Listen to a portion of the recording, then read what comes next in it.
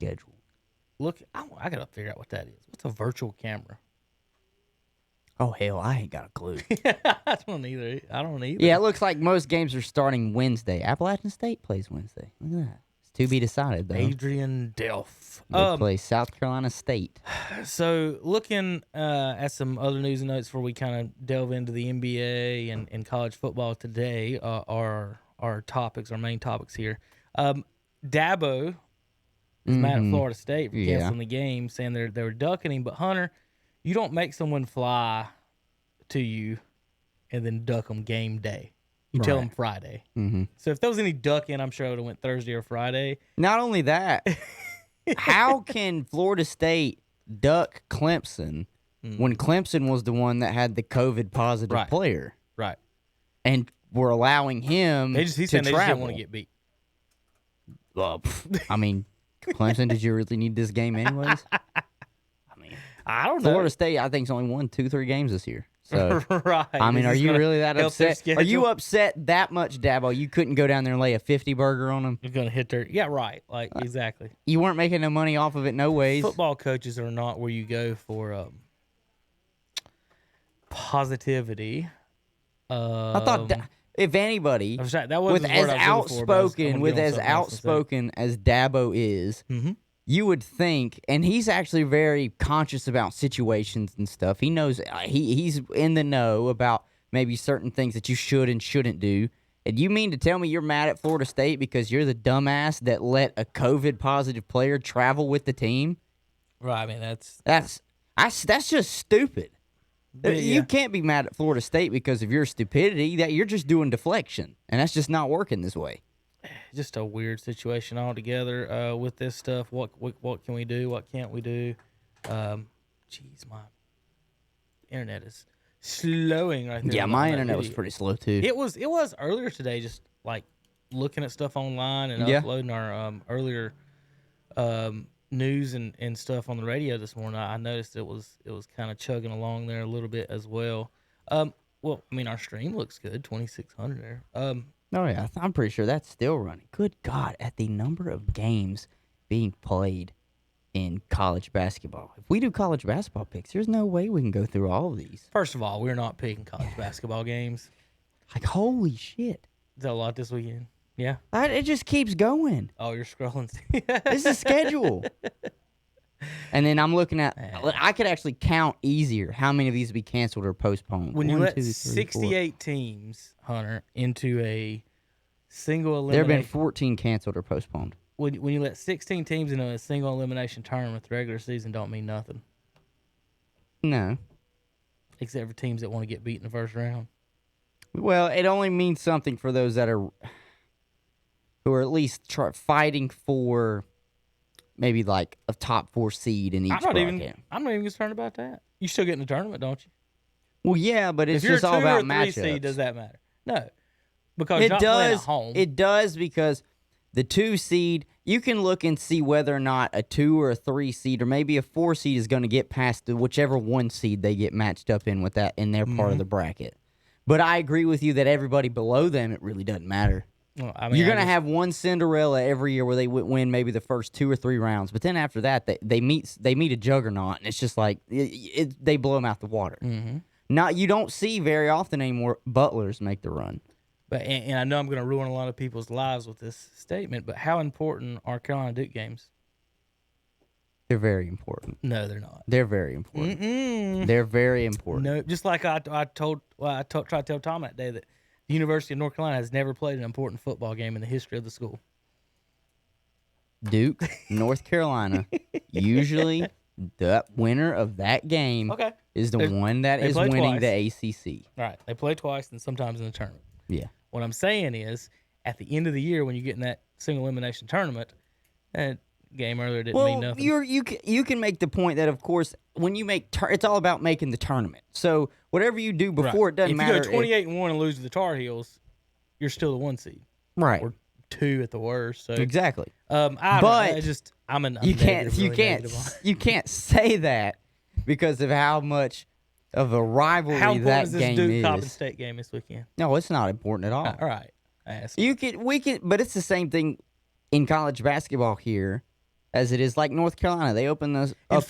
North Carolina opens up Wednesday with College of Charleston. That's not supposed to mean much. Duke could lose that game, still get a 1 seed. They could.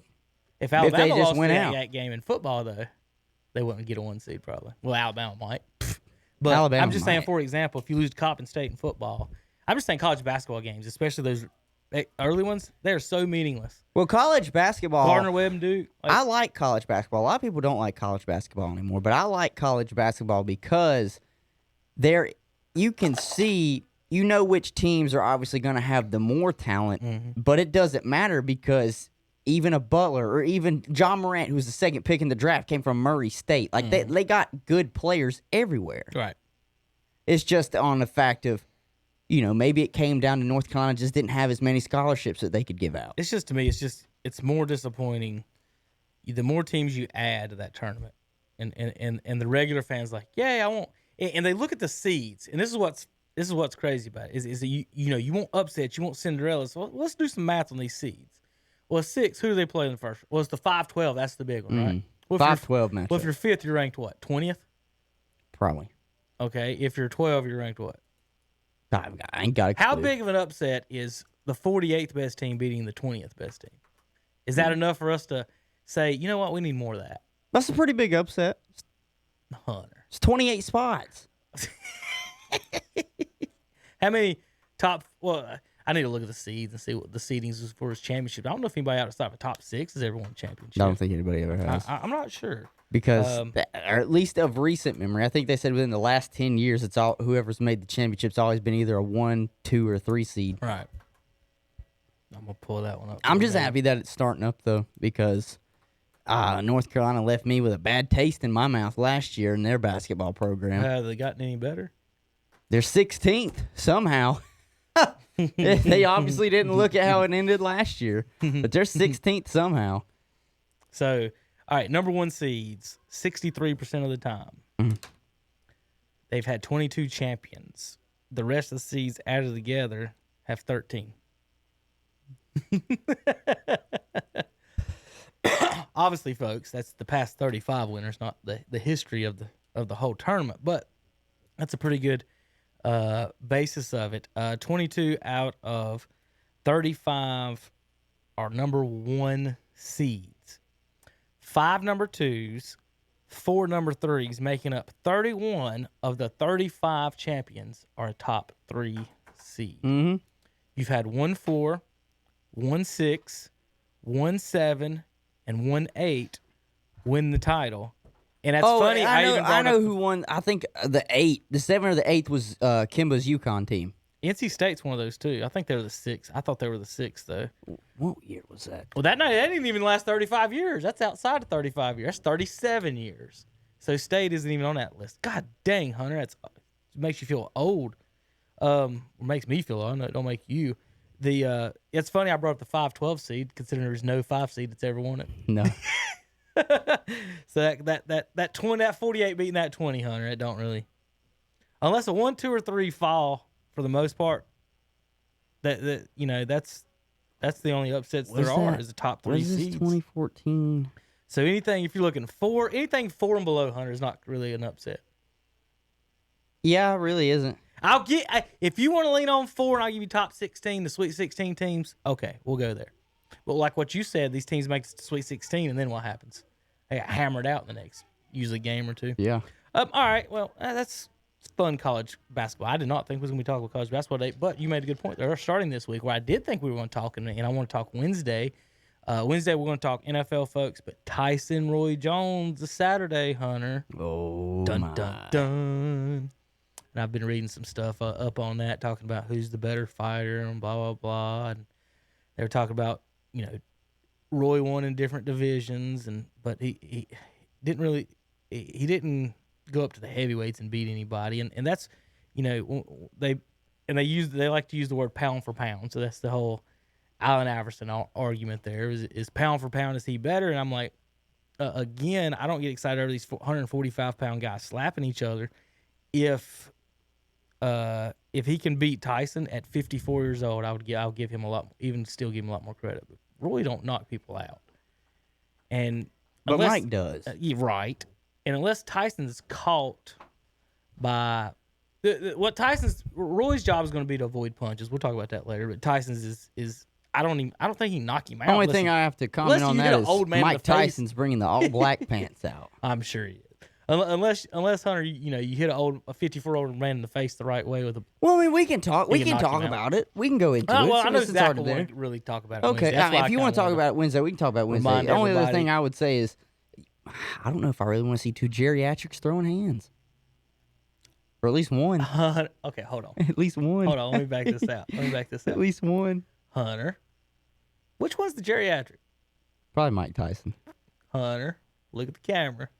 Call Mike Tyson a geriatric. Mike Tyson, you're a geriatric. It's easy to say when you never probably see this. Now, Hunter, what if he was standing right there? Would you fight that geriatric? Mike Tyson, you're a geriatric.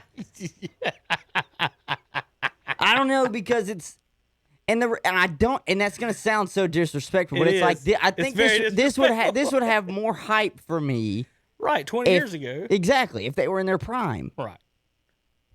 I don't want to see Mike Tyson go out there after all this training and him throw one good, maybe right hook, and then all of a sudden his obliques like, I didn't think we were really going to do this. Both of those guys would beat the living shit out of both of us. Oh, I know. Now, regardless, if Floyd Mayweather and Manny Pacquiao walk in here at age 55, that might not happen. I'll disrespect Floyd at 55. Them old soft, brittle hands ain't going to knock me out at 55. But Tyson? I understand. The only reason I think he didn't beat Lennox Lewis, Tyson's biggest disadvantage in all his fights, Hunter, is he's short. He is short. His length and shortness. So when he did fight, but his arms, him being short though, almost makes his power a lot stronger just because of how compact he is. His best punch is his uppercut. Mm-hmm. So if you're 5'10" and you hit another 5'10" guy with an uppercut, you're getting him pretty much. Are they wearing headgear? No, they originally were. And Tyson's like, no. I mean, his brain's mush anyways. It don't matter. But that uppercut, you hit someone the same height, you're getting the full force. Mm-hmm. But if Tyson uppercuts someone who's 6 inches taller than him, he's hitting him here instead of here. You see what I mean? So there's it's tough on those taller, longer guys. If it was 10, maybe 15 years ago, I'll shorten it. This would be a little bit more enticing. Right. Oh, absolutely. But 100%. I'll say this: I think it'll just be more entertaining, just to see it happen at this. But I don't know if there will be a huge. I don't think either one of them's winning by knockout. No, well, wait a minute. If Tyson catches him, Hunter, he's going to knock him out. I know, but I don't think Roy Jones is going to be stupid enough to let him catch him. Well, okay, there's your thing. So Roy's got to not. You know good and well in his camp right now, they're saying, look, he might be 50 years old, but you still don't let him catch you. Yeah, that uppercut is. And if you look at it, who's faster? It's going to be Roy Jones. Jones probably going to have a good extra step on anything Tyson wants to do. So that's why, to me, I don't think that fight comes down to a knockout. I think it comes down to the decision, and it's only because I think Roy Jones, he's not going to want to do it. But he's going to have to fight a lot like Floyd. He's got to be defense. Mm-hmm. But Floyd's been able to go undefeated fighting that way. So I want to play some. I didn't get the video up. I might do it I'll do it Wednesday for Zach. I'll get the video up because he'll want to hear this too. So because he'll know Hunter, my children are doing not homeschooling, but I guess it's homeschooling, but interactive school, whatever it's called. Yes, what it is now. So they have got this thing where they close their doors and they don't hear me yelling. Mm-hmm. It drives me nuts. Right. I'll get louder. About the 4th or 5th time, I yell as loud as I can and hurt my throat, and they still don't hear me. So today, I took it upon myself after yelling 4 times, it's time for school, to just, take matters into my own hands. You want me to stop? Why didn't you answer me one of the first 5 times I told y'all to wake up? It's time for class. Kids got the snare drum this morning. It's time for class. Y'all like my song? Do I sound like the Roots? Jesus. Thought you like that. God, it drives me nuts. They just close their doors now. And then the other thing that drives me nuts when I ask him a question and he knows he's in trouble, he just stares because he's afraid to answer the question. Right. He's going through his brain. Because Mama might knock the words out of his mouth when he comes, because he tries to lie, and then he thinks maybe I shouldn't lie. Yeah. Because you can just see the You clock. can see it. Yeah, it's just turning in his brain. He's He's like, trying to "Don't lie." learn. He's trying to figure it out. He's like, can I get away with it? I don't think I can. I'm just gonna. Then he does this. Just gonna stare. see if He looks like a see if surprised they'll cat see or if they'll notice. And then Amy's just like, "Quit staring at me like you're an idiot. Answer me." It's funny, but anyway, I thought that was fun this morning, waking them up with the snare drum. I sit there thinking I need an air horn to blow from, just downstairs. Kids they don't hear me. Surely got to hear that, and I was like, oh. I got a drum set in the closet. I mean, not closet, in the garage. Let me walk out here and grab that snare drum. Or make the smoke alarm go off. That's good too. That's a good one. Good Lord. They will be like, what's going on? I think I'm going to get the air horn. Either that or open the door and have a squirt bottle in your hand. Now, we've got that for the cats now. Exactly. Yeah, and treat them like cats. You didn't wake up. And just squirt, squirt, squirt, squirt, squirt, squirt, squirt, squirt, squirt. Oh, we've got 3 kittens. And, of course, this is my wife put the Christmas tree up early. I bet you they've destroyed it. They've never seen a Christmas tree. So we pull cats out constantly of the Christmas tree. Yeah. All right, Hunter. Yes. All right, so while we're in college stuff, let's do college football, and then we'll talk NBA talk. Got it. So this weekend, a little bit of college football, and let me pull that up. Like I said, Clemson was supposed to play Florida State. That didn't happen. Mm-hmm. What else happened? The rankings came out. That's what I was. They did. The rankings came out. NC State stopped Liberty's undefeated run, which is unfortunate for Liberty. I guess I could say congratulations, NC State, but no, I wanted Liberty to continue to run the table. Anybody that had the opportunity to run the table, I wanted them to run the table. You think Terry's going to do nothing but talk about that this weekend? Oh, that's all he ever wants to talk about. If it's NC State, that's what he wants to talk about. If it's the Dallas Cowboys, no matter how shitty they are, he wants to talk about them. Mm-hmm. That's just what it is. So the rankings, it's unfortunate that I think Liberty now is just, they can't even sniff anywhere near it, even with a 1 loss. Well, I got a question for you. Mm-hmm. Yeah, Liberty, you'd think you'd still be in the top 25. But you would think, not. But how about this? Why is Ohio State 3rd and Northwestern 11? I know Northwestern. Who's got better wins? Northwestern. They beat Wisconsin. Who's got more wins? Northwestern. So. I know. You weren't here Saturday. Did you watch any of the Tom losing his mind over the college thing? No. Lost his ever-lover mind over this. Not that one, because Ohio State's on that one. Oh, the other one. The one that's right over there. Yeah, the one that did not have Ohio State on there. Right. This is the stupidest damn thing ever. Dang, that sounds... Well, he didn't say damn because it was on red. This is the stupidest thing. I ain't paying attention. This is dumb. That sounds elitist. Oh, yeah. That word got brought out. I said, Terry, doesn't that sound like an elitist college football fan who's mad that his team did not earn their way into the playoffs and should be put in there just because that's their name? Doesn't that what it sound like, Hunter? That's what it sounds like. So it sounds like, Tom, if you're listening and you like and share. The number 3 team shouldn't be in the tournament, or if they don't qualify.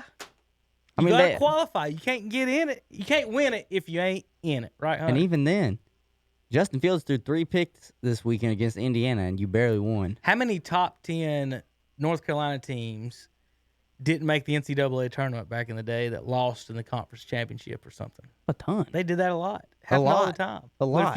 But congratulations. As of right now, Ohio State's back in the playoffs. And I'll bring that up Wednesday. We'll do the chart. You are 4-0. Northwestern is 5-0. So how we do that, I do not know. But should Northwestern not be rated above Miami? Northwestern has got, yes. Northwestern should be over Miami.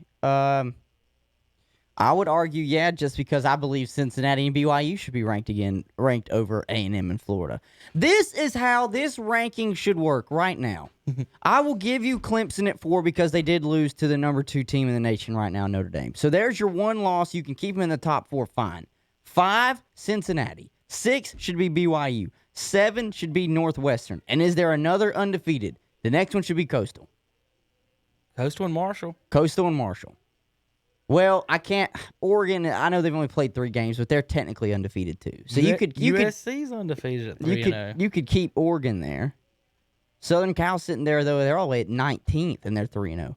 The craziest thing in the world to me is I saw Skip Bayless tweet this weekend. After Oklahoma beat Oklahoma State, Oklahoma should be in consideration for the college football playoff now. I said, hell no. Oklahoma's got 2 losses. They didn't even consider you for a bowl championship when it was the bowl series if you had 2 losses. We're not doing that now for the college football playoff. That's why I don't care if Georgia makes it or not. I think we got our quarterback now. Yeah. But regardless, BYU and Cincinnati have every right to the college football playoffs before a 2-loss team. And if you ask me, even the 1-loss teams in front of them outside of Clemson. I saw they had a picture today, too. One of the kids from BYU, one of the football players, he had a bandana on his head. And the top part of the bandana said Annie, and the 3 words at the bottom said Annie, like as you could read it, Annie, and then there was team, time, and where. So any team, any time, anywhere. Who you talking about? He's talking about the BYU, one of the players at BYU. Did you see what happened after that? Huh. Oh, so you hadn't seen the more fun. That's funny you brought that up and didn't know what happened after that. I had no idea what happened after that. I mean, because BYU. The University of Washington saw it, Hunter. Yeah?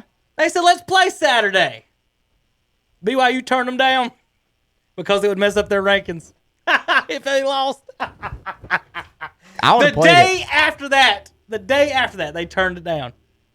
What do they want to play? 2 days later? No, they just didn't want to play. They didn't want to play until after the rankings came out to see where they were, if they had a chance to make the No, I playoffs. know that, but you said University of Washington said play us, but what they want to do, play them 2 days after? Coming up this weekend. This weekend? Yeah, they both got to do something they like have a bye? It's something like that. Well, they called them and offered to play them. BYU's already played 9 games. Oh, I know. They've played 9. Some teams are only playing SEC's only playing 10. ACC's playing 11. I saw it on the Twitter is where I saw it. I'm sure I can find it on the internet to give you that info. Here it is. BYU, any team, anytime, any place. Washington says, what's up, BYU? There's a variety of factors that have to be considered, including location, time. I'm going to I'll say this, though. This is hilarious. I mean, it's funny you brought that up. I will say this, though. Because if I was BYU, I'd have played it anyways, but... They obviously didn't want none of it. I don't know. I'll tell you what. I don't know if that was the players or if that was the coach. Oh, God, it's funny. You know that was probably the coach that was like, no. But the players probably are like, yeah, we'll play. Let's see what it said. 15 hours. Let's see. BYU wants to play. Washington wants to play BYU. Oh, here it is. BYU released a statement after turning down Washington game. BYU is still interested, but not until after the playoff rankings come out. I don't blame them. That's fine. Oh, God. Because that truthfully is important. Because if I was BYU, seriously, more than likely they're going to be left out of the close calls for the. But don't they need a Power 5 win? That's what I'm saying. If they're left out and the committee comes out and says, well, ranking-wise, we like BYU, but they just don't have a real quality win. If I was BYU, I'd pick up the phone and say, all right, Washington, win and where? Win and where? If this is what gets us in, if we beat you, because they do have a ranked win on their schedule. They beat Boise State. So Washington had a season. They would have had another. They could have. I'm not going to say they would have. They could have had a potential another ranked win if they'd have played Army, but that game got postponed. Here was the original tweet that I saw and laughed at. Was sources BYU turned down the opportunity to play Washington. Washington had reached out yesterday, but was told BYU wanted to wait until after the rankings Tuesday to gauge their place. The game is, quote, it's off the table. Still, all hope is not lost for a clash. BYU wants a firm commitment from Washington so it doesn't get bumped for another Pac-12 opponent by the end of the week. Now, if they would really do that, come on. I don't know. On Saturday, so now BYU saying we want to guarantee whatever, blah. Some context on the situation. BYU is interested in playing, but only if they can lock in a contract immediately. They are concerned Pac-12 will make Washington play Utah on Sunday if Arizona State can't play. If we can get a game locked in, we want to play. On Saturday, the Cougars... That's actually a very good point because I think one of the UCLA or Cal games, got canceled last week on a Saturday, and they made them play their next game on that Sunday. Okay. Well, Cal and Washington had their game, first game of the season canceled. Mm-hmm. So they could be playing that same team actually put in there. But So I kind of understand that, because this is another thing where the Pac-12 was only supposed to play nothing but Pac-12 teams. right. So I don't if the Pac-12 might be the one that really shoots this down, whether or not BYU does in fact want to play Washington or not. Like I said though, if I was BYU and you believe in yourself that you can go and beat this team, I would do it every opportunity, because you can sit there and say we got another Power 5 win, shove this in your face, and we're at 10 wins. Who else have they beat? Actually, that would be their first Power 5 Okay. conference win. Okay. But that's only because with BYU being an independent, Right. they had to go out there and just get whoever They didn't have could. conference games set No, up no. once everybody went all conference. Yeah, so they had to just go out and just ask people who would want to play them. They did have it set up to where they at least played Navy this year and beat Navy handily, 53-3. But this would have been a good look. Their second game of the season was supposed to be against Army, and it says it was just postponed, not canceled. Okay. So if they're supposed to play Army again at some time, right now Army's 22nd in the nation. So that could be another good win to go along with their Boise State game. I'm just one of these people right now that, how Tom was over here supposedly being an elitist on Saturday. To me, if BYU can go undefeated and be at double-digit wins over now they can only get to maybe 8 wins if they win the conference championship in Ohio State. I'm sorry, I'm taking BYU. They can only get to 8. Yeah, because they canceled one. It was supposed to be an 8-game season. Actually, 6, They or 7. Well, Ohio State had to cancel one, so it went from being an 8-game season to a 7. But if they win the Big 10 championship, that would be their 8th, right? Right. Right. Okay. So they only got 3 more games left. Yeah, that's it. Illinois, Michigan, Michigan State. Damn, those sound real hard. So they beat Indiana, gave up 35 to Indiana. Northwestern beat Wisconsin and only gave up 7. Oh yeah, they dog-walked Wisconsin. So which one's been more impressive? Now, here's Northwestern's wins: Maryland, Iowa, Nebraska, Purdue, Wisconsin. Iowa State beat Nebraska. Rutgers, big football school they are. Maryland got canceled. Beat Penn State, who's 0-5 this year. Yeah, they're 0-5 for the first time in school history. And then beat Indiana, another great football school. So, like, I know If you look have at to go it, by the years and everything, but If you look at like how each team has done this year, Northwestern has better wins because Purdue has been decent. Iowa is always decent. Maryland was a good win. But the one that solidified all that, Nebraska's just still bad. they both play Illinois, Michigan State still. But the one that solidified Northwestern to me was Wisconsin. Well, you hold them to 7 points. You hold them to 7 points. Gosh. Absolutely. And Wisconsin, did you see what Wisconsin did the week prior to Michigan? Good God. Let me read these to you, okay? I'm going to say them out loud. 17, 25, 27, 35. That's how many points the Buckeyes are giving up on defense. So the lowest is 17, most is 35. So somewhere around the 25 range. Right. Here's Northwestern's. 3, 20, 13, 20, and 7. So the most they gave up is 20. 20. In 5 games, Nebraska's only given up 20 points. The Northwestern. most to a team. Ohio State's given up 20 every game except Nebraska, and they give up 17 to them. Nebraska got 13 on Northwestern. So, you can talk about these offenses all you And want. listen. Ohio State's defense isn't doing well at all. People are going to be Giving upset up about 25 this. points a game. They'll be upset about it too, but this is a year for change. This is a year for change. Every sport seems to be doing something different. So why would you not at this point? I would be totally fine if the committee came out and said, you know what, we're going to have a 6-team playoff. The 2 number 1 seeds on each side get a bye. I'd be perfectly fine with that. A 6-team, not Yes. 16 playoff. Yes, You said 16. I was thinking that. No. I was talking about. 16 I'm just with talking about a M. 6-team because that would be the most that they would probably want to do. My daughter's in kindergarten right now. We're working our M's and our N's. I see. Yes. Six team, not a 16. I mean, I just a 16 playoff. I'm not just trying to troll anybody. I'm just saying your team is 5-0. The other team is 4-0. You haven't given up more than 20 points yet. You beat a number 10 team, and the other team beat a number 9 or 11 team, and they've given up 30, 25 points a game. Like you're giving up 10 points less a game than they are, and like. So if they didn't have the names on the jerseys, Hunter, and we're just looking at resumes like you're supposed if you're to just in looking at the basketball, purple team or the red team, right? And like they're supposed to do in basketball with the RPIs and all that other stuff. Northwestern should be 3rd and Ohio State 11th if that's the spots that they belong. technically, BYU and Cincinnati should be sitting there at 3 and 4.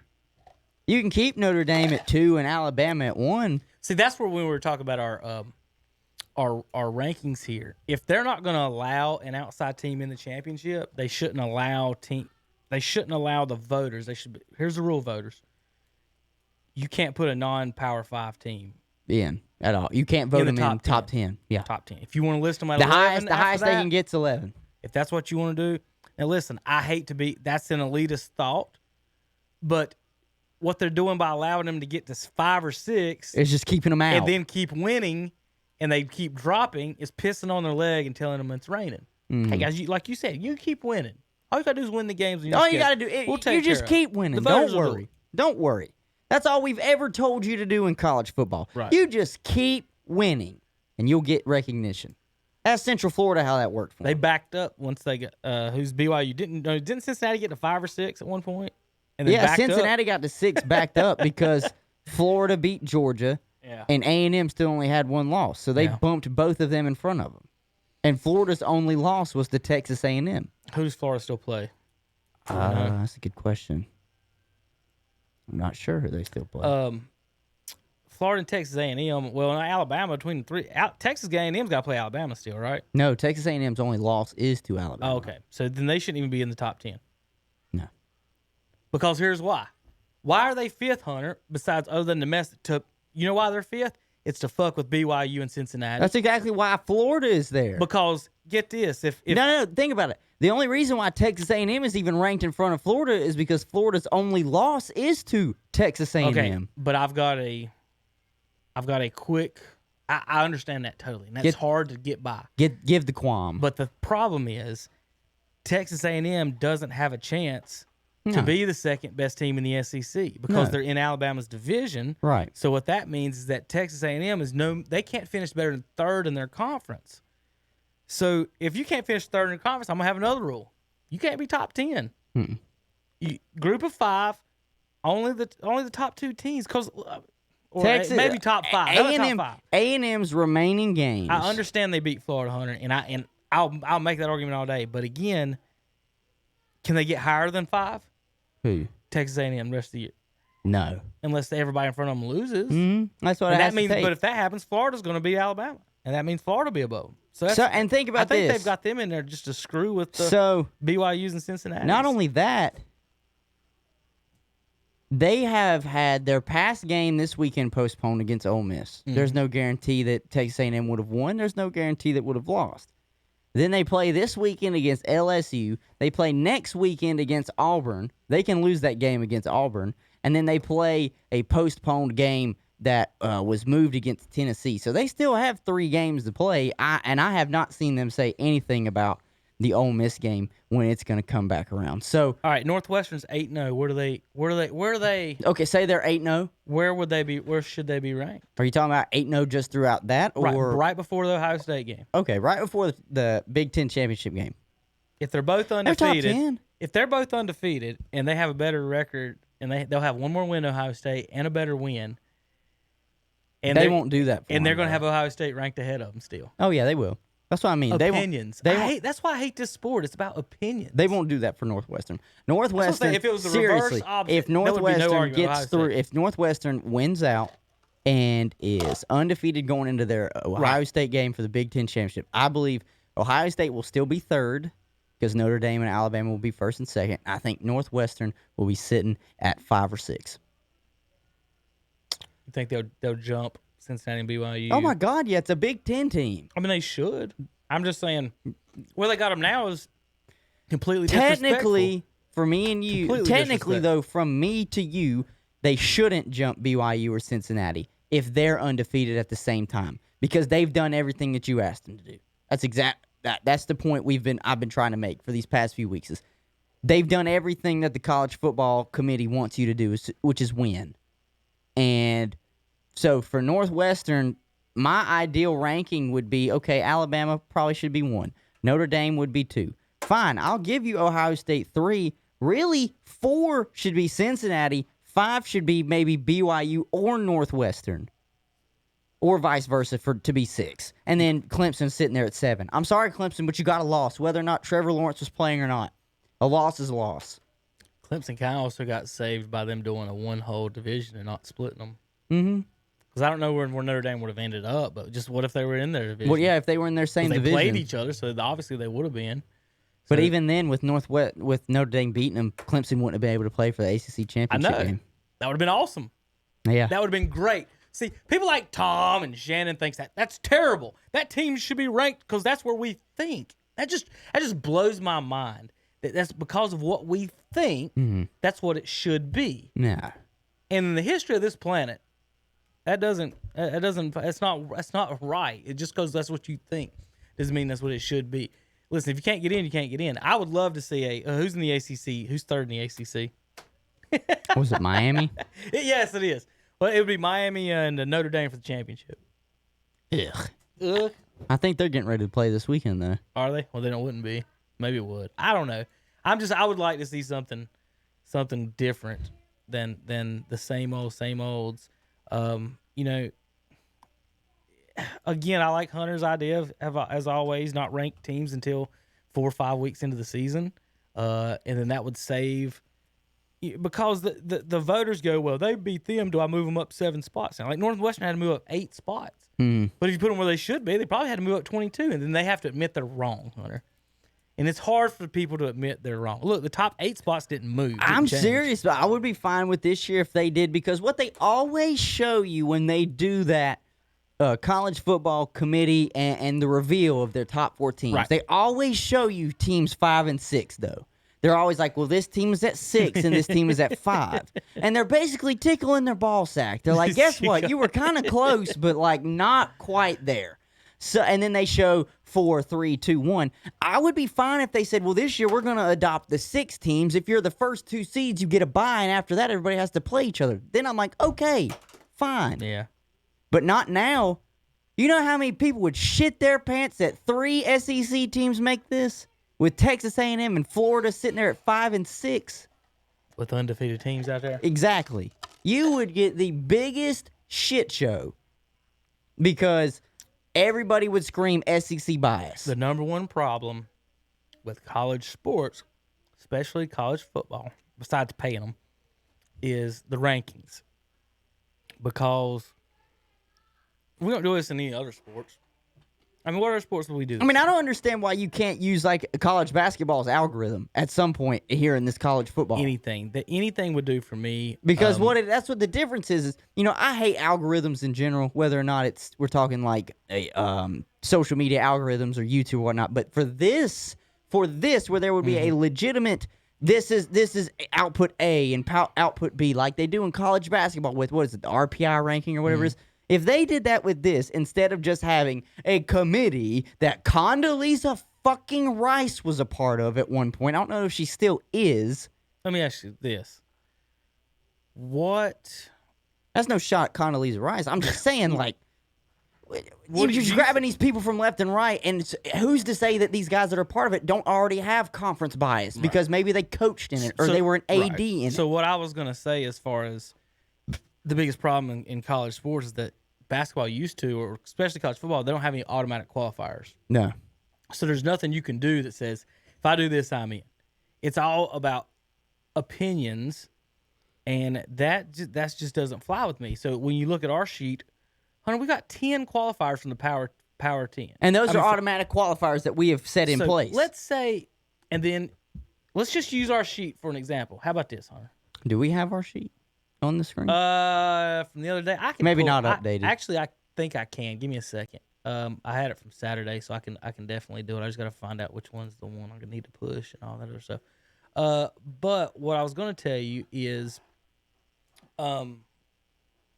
that what if we took those 16? Those are the automatic qualifiers, and then you ranked those BCS style, whatever formula they want to come up with, because then that right there would kick out Texas A&M. That right there would kick out Miami. Yeah. That would kick out the teams that are in third, because you don't want that. You just can't have a third place team that don't make their conference championship end up in the BCS because voters think that they deserve another chance. Like if Clemson got knocked out this year. No, I agree with that. So essentially what you're saying is make that automatic qualifying. Our automatic qualifiers are you have to win your conference if you're a Power 5 and if you're a non-5. The group of 5. You got to win your conference no matter what. You got to win your conference. So there's 10 spots filled. Right. And then one independent and 5 groups. The one independent and then the other 5 that we had, we can go back and forth on this, but you said it was the people that finished second in the Power 5. Right. Which is even fine. if you only did here's where people get pissy about. That's just not updated. Don't worry about that. Right. This is an update for this weekend. This is for last weekend. But the thing is that they would get, you have, so when you look at this, you take your top 4 teams. Okay, we could do it that way. What if you only took conference champions and got rid of the second place? Because first of all, if you only took conference champions, then you got 10. Right. You got 10, and you could still fill 4 spots out of 10. You could. Can you not? You could. So the problem it has is you got those SEC people that even like, let's say Hunter, for example, is a Georgia fan. People like Hunter would say, we're better than those teams. But the argument for me is that may be true, but you don't deserve to get that spot. Because you didn't win. You didn't finish out what you wanted to do. And that's what I mean by, like, man, so even if you really wanted to restrict it, you could say only Power 5 champs, and then one of those gets the shit end of the brick. I would rather do it that way and one guy get the shit than another way and two conferences get the shit. Because think about it, when you add a second place team from another conference, 2 conference Power 5s don't make the Final 4, and that right there to me, that's when you get into problems and issues. Well, if that's the case, then why do we not have 2 separate committees that would just do the Power 5 championship and the Group of 5 championship? Because think about it. Exactly. That's what I'm saying.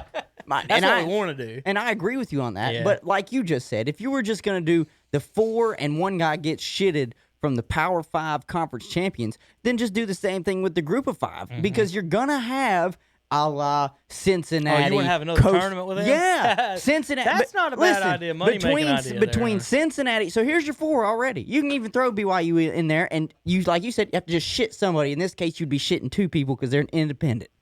But they're undefeated. It'd be BYU, Marshall, Coastal Carolina, and Cincinnati. To me, I don't know. I could not tell you who I believe is going to make it out of that, but I would probably put more money on BYU and Cincinnati. Probably. But I think those games would have the potential to be closer than some of the Power 5 games. I would rather watch Cincinnati, BYU, Coastal, and Marshall play a 4-team tournament than Alabama, Notre Dame, Ohio State, Clemson. Because guess what? I would bet those other games are going to be a lot closer. How many times have we watched That's what I was just saying. These games would be closer than maybe Alabama, Notre Dame, and Alabama blows them out by like 25. Like, what was Clemson favored by this weekend or last time they played? Weren't they favored by like 10 against Notre Dame? When?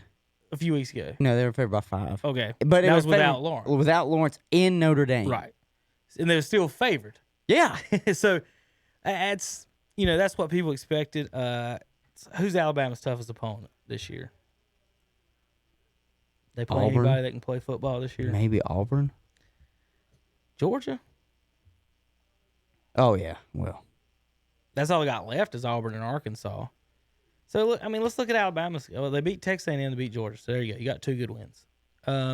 Missouri, Tennessee, Mississippi State. They blew out whoever they played this past weekend. Kentucky. Yeah, it was like 63-3 or something. In the last 2 games, Hunter, they've outscored their SEC opponents. Remember, App doesn't belong in the SEC because these other teams are way much better than them. 104-3. Nice. 104-3 against Mississippi State and Kentucky. Kick them out of the SEC right now. We need to have that rule for college football. We talked about We relegation. definitely need to have it for college football. We Whether talked it's- about relegation. well, because Those teams in the SEC get kicked out for North Dakota Right. State. right. How much better would that be if Kentucky got kicked out and you let the Apps of the worlds and the BYUs of the worlds into the actual, Big conferences. So what you could do is you could tie one of the other group of 5 conferences to each big conference. Mm-hmm. So the Sun Belt, would be 8 to the SEC. the top 2 Sun Belt teams will replace the bottom 2 SEC. That'd be Or fine. the top 2 Conference Hey. USA teams will replace the bottom 2 ACC. European, and you got your chance the next year. If they you're- do it if in you're England for Syracuse, soccer. And to get back in, you got to win to get They in. do it in England I for like it. soccer. You cannot, like it. if you come in, you do not want to be a part of that team that gets relegated because that is embarrassing. Right. And then how does your recruiting work from there? Well, I mean, that's trying to sign people. Yeah, Not it's kind of well. tough. Sorry, Chris. We just now got our thing refreshed. I just now seen your comments. I don't know if you're still watching online. UConn was the 7 seed. Hunter mentioned. Villanova was the 8 and 85. And that was the last year without a shot clock. So I guess that's what they're doing with that. I know, Chris, Roy beat John Ruiz for the heavyweight, but that's not worth shit. A super sparring special. It may be true with no judges. He says no judges, so there's not going to be points. So basically, Jones is just trying not to get knocked out for. That's what I'm saying. And guess what? We're gonna watch. We're gonna watch a You better Pacquiao. not let him catch We're him. I'm just- watching a Pacquiao Floyd fight. No, here. we're not. Because those two little children slap each other. No, I'm saying when you watch them fight, Floyd ran the whole time from Well, that too. Pacquiao. Right. So that's what I'm saying. You might be seeing Right. now. I I don't got know. you. Jones Probably. Jones might have a little bit more pride than that, but he's gonna do a little bit of dodging and ducking. All right. Just think, you can do all the thinking, all the you planning, everything. Everything changes when you get hit. Not even that, Hunter. Just picture yourself. Close your eyes. I'm in the corner of a boxing match. I'm about to make $20 million. And you hear the bell ring go ding, ding, ding. And you open your eyes. And standing right there in front of you is Mike fucking Tyson. Maybe the hardest puncher on the planet ever. That's the point. Roy can sit there and plan all he wants. Like, man, I hope he doesn't get hurt. But I'm pulling for a knockout, Hunter. I want y'all's generation to see that man swing and make contact. He might not make contact. He might miss he might Pacquiao, and like you said, Pacquiao Floyd. You're right. I think I like that road you're going down with that. Because Pacquiao, everybody said he could hit, and Floyd couldn't. Even though they weighed 110 pounds or whatever. I got cheerleaders that weigh more than that on local high school teams. But these fighters. Anyway, but I mean, Tyson it's just a different punch, man. But you got to land it. Like Hunter said, you got to land it. All right, Hunter, any other college football comments? No, I enjoyed watching the games that I watched this weekend, though. It was another good weekend of college football. Like, everybody, you can get mad as all you want at the rankings and stuff. When you sit down and you watch college football, it's still an enjoyable product that they put on the field. And I will say this as well.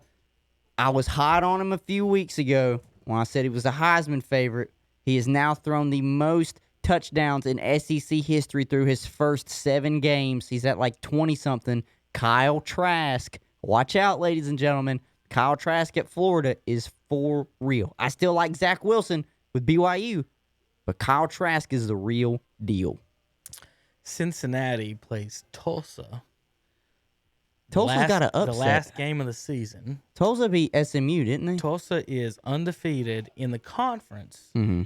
Their only loss is week 1 to Oklahoma State. They beat UCF, who was 11. They beat SMU, who was 19. Mm-hmm. So Tulsa has 2 top 25 victories. And there are plenty of teams in the top 25 that don't have none of those. Carolina don't have one, do they? No. They're in the top 25. Is Tulsa Yeah, ranked? we did. We beat NC State when they were ranked. Nah, I'm talking about ranked now. Oh. That's what I look at, is ranked now. Oh, I don't know. Because, like I said, the Did rankings... Did NC State make it back in the rankings? I don't know. I didn't They see. beat an They undefeated. shouldn't they? They beat an undefeated Liberty. Maybe that's will be Terry's That'll be Terry's corner, complaints his little Saturday. rant. He'll say, how is Liberty still ranked ahead of us somehow? I don't know. Well, Carolina beat State, right? Handedly. Oh, yeah, it was handily. We put up a lot of points. NC State don't even have a vote. Well, App still got vote from the coaches, thank God. Liberty's 27th in both polls. listen, North Carolina is State got fringe. votes in the coaches. North Carolina is fringe for a reason. All right? I'm perfectly fine with that. Speaking of that, real quick, I did hear something on the radio I thought was weird listening to the App game. The announcer called them State. Called him State, like instead of saying App State, he Right. just called him State. He was, and he did it He did it more than once. Like he was like State today, blah blah. Blah. And I'm like, is this guy from this state? Is he from? Does he not realize who you? Does he know he's doing? I've never in my life actually heard anybody refer to them anyone. as like State. Right, I know who people talk about in this state when they refer to State, and that's NC State. right, because it's the North Carolina State. Yeah, not But yeah, Appalachian he State. kept saying it over. I mean, he said it a bunch, and it was burning my ears. It was And getting Amy, on your nerves. I told Amy, wasn't I was it? like, "This is driving me crazy." She's like, "What?" And I was like, "Have you ever heard anybody call?" I've heard App State, Appy State, Appalachia. Apps. I've heard the Apps. I've heard the Mountaineers. Appalachia. You don't pronounce it right. Mm-hmm. I've never in my whole life heard anybody just refer to them as like, "Well, State's got the ball here on the 23," and that's how he was. That's how he was talking. It wasn't like, go State. It was like State has the ball or State scored, and I'm like, what am I listening to? That was really aggravating. No. me. See, It is. this is what people don't understand, and I will argue this to the day I die. So, for your example right now, we're from obviously North Carolina, been here all our lives, but when you say State, we think of NC State. We don't think of App State. When you Right. say App, that's who we think of as Appalachian. It's the same thing for me whenever I hear somebody say, well, what about Carolina? I'm like, whoa, whoa, whoa, whoa. There is no other Carolina. North Carolina is Carolina. South Carolina is not even USC anymore because that's Southern Cal. So They're so wannabes. they are. The Gamecocks. They are. They want to be the Carolina. They want to be USC, and then now They want to be the Chanticleers. I was about to say now there's a better fighting chicken in their own state.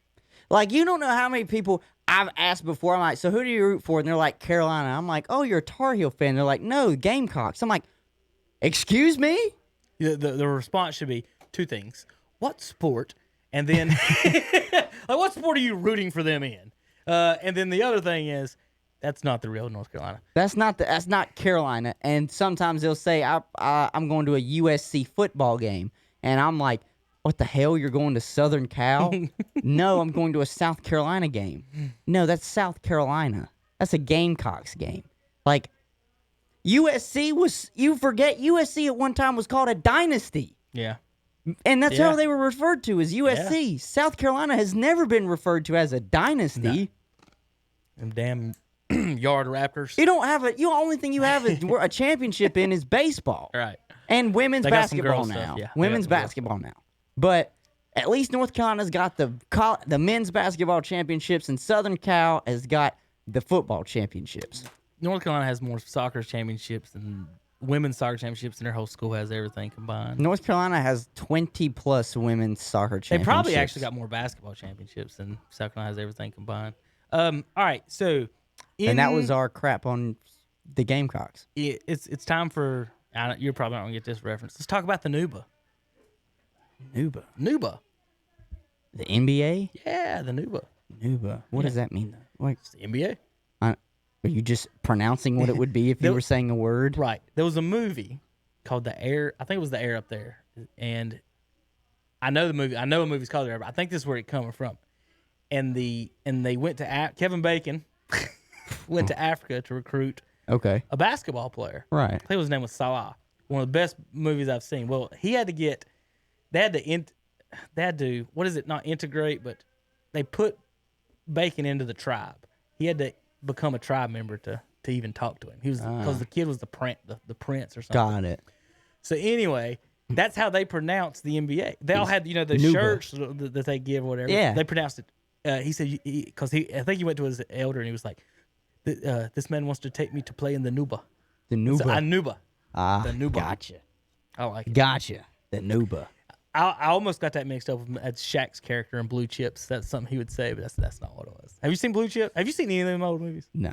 Yeah, that's just not that I want to make references to them. It's just Hunter. I think that's what I'm gonna do for Christmas, man. I'm gonna send you like a list of like 50 movies. Yeah.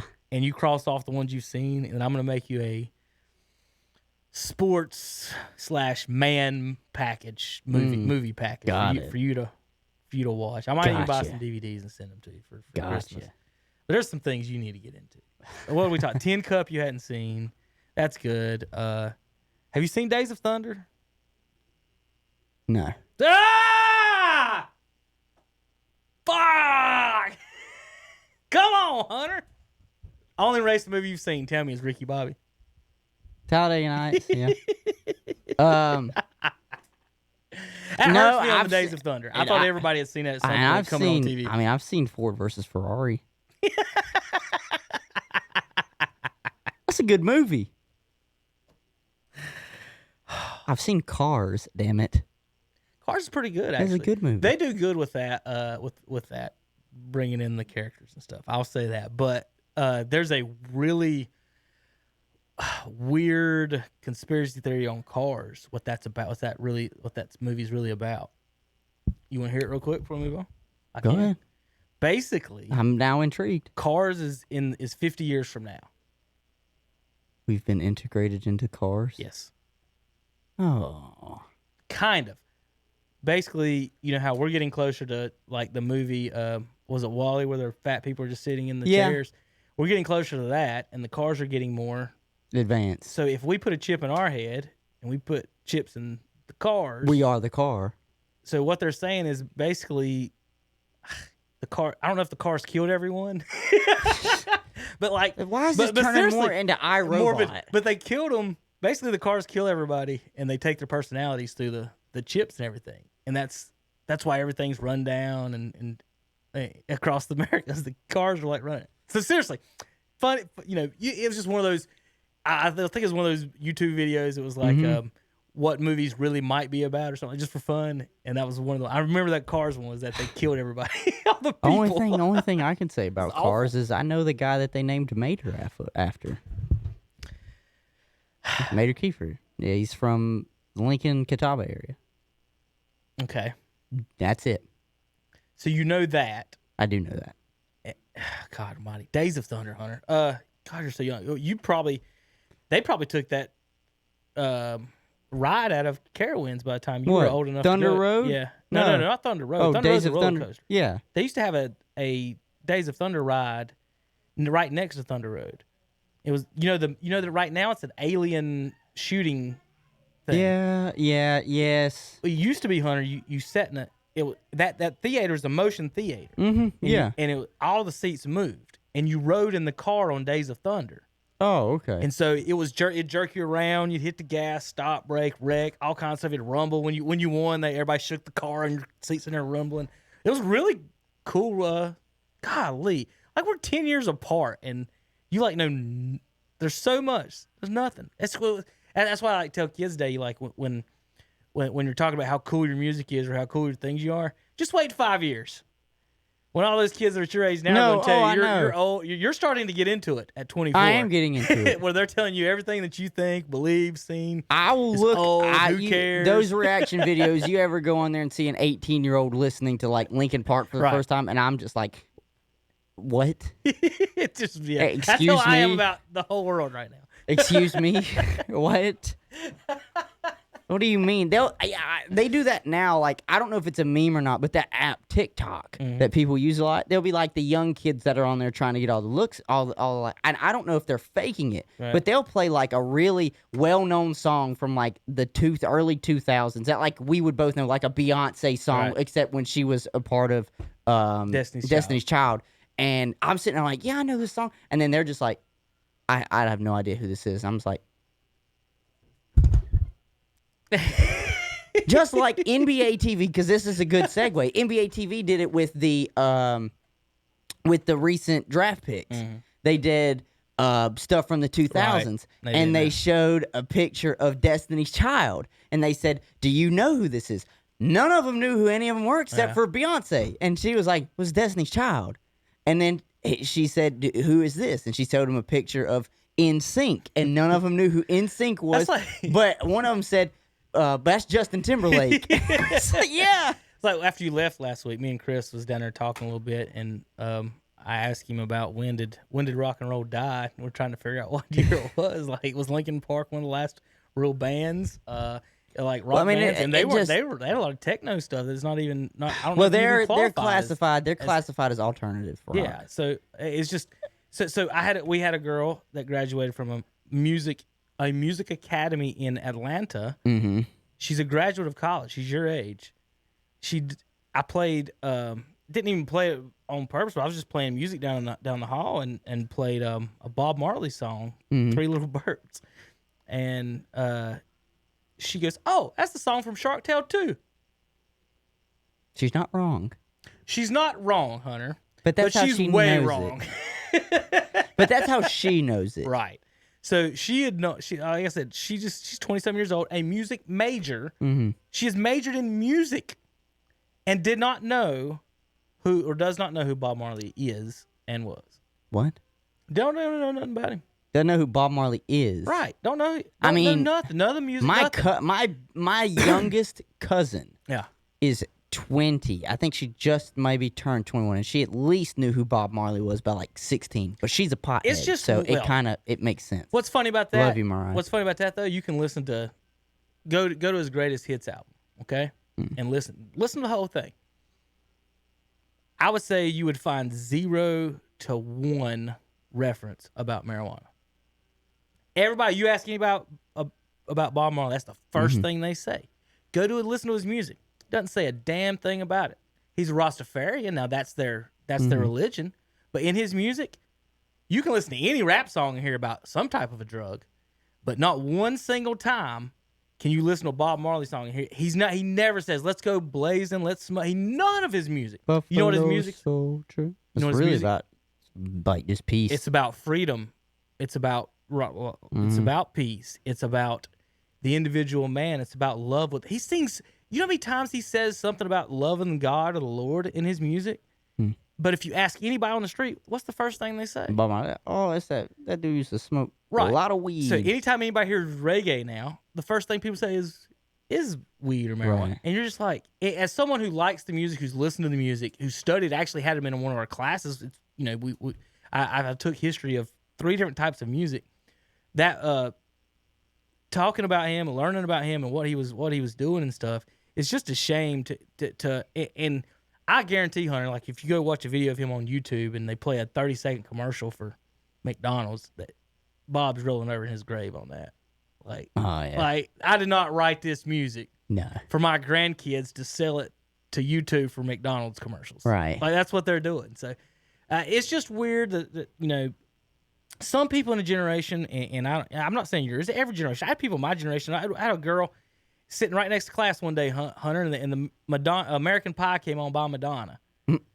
Madonna. And this is like 2000, right? This is 20 years ago. And at that time, Madonna was old as crap. And she came in class. Did y'all hear that new song by Madonna? See that video? How cool. American Pie. I'm like, oh my God. and you look around the room and you always think, Hunter, no matter how bad she does, if she graduates, we're both going to have the same qualifications. We're both going to have a high school degree. I get 100 on everything. She could get whatever it is to pass on everything. Right. And we got the same. What the person like finished last place in medical school? What do they call it? Doctor. There you go. And that's what I was thinking. Like, Doctor. Holy Madonna. American Pie. It's just weird though. Some, people just don't even look back in the past of anything. You're good with music. You're a lot better with music than you are with movies. You're terrible in the movies, which is fine. And and think about it. Like I can come out and say I really don't watch movies a lot. I'll put it this way. Back in the day, we had DVDs, VHS tapes, and stuff. You had to put effort into it. You can log on Netflix, fast forward, do what choose whatever you want. We were only 10 years apart, remember? Right. I had VHS and I had DVDs. I used to watch The Land Before Time on VHS on repeat. But what I'm saying is that it was a was a physical thing. So right, if you got bored, so a lot of the movies I watched, I'll say the classic movies and stuff, was actually in college when you had, and you haven't been, you didn't go to a campus and live on campus or live in a dorm with people, and you need time, you find things to pass the time, and there's a lot of things what you do is would pop in a movie or something. And you got to remember back in the day, we didn't have phones. We weren't on Twitter all day or TikTok or Facebook. Right. We had to find things to do. So the number one thing for people to do was go to movies and watch movies. And so see, almost everything that come out, for the most part, you and saw. even almost. I like to go to the movies, but you have to be so selective when you go to the movies now, because it's like, dude, I could sit here and spend $50-$60 a week if I wanted to go see 2 movies. Right. It's too expensive. Now it is, definitely. It's too expensive to want to even go. In Boone, we had one. That best thing ever. You ready for this? Yeah. $1.50 movies. A theater, all they did was show reruns, Yeah. but it was $1.50. Well, there you go. So you go to, and this is, let me give you a Tuesday night in Boone, because if you had Wednesday classes, you were screwed on this one though, because you time the stuff out right. On Tuesdays at McAdoo's, which is right next to the movie theater, they had 25-cent wings. Nice. And they also had, it was $1 beer night, 25-cent wings, and half-price Hindenburg. I know you don't know what that is, but it's basically a 4-foot-long sandwich.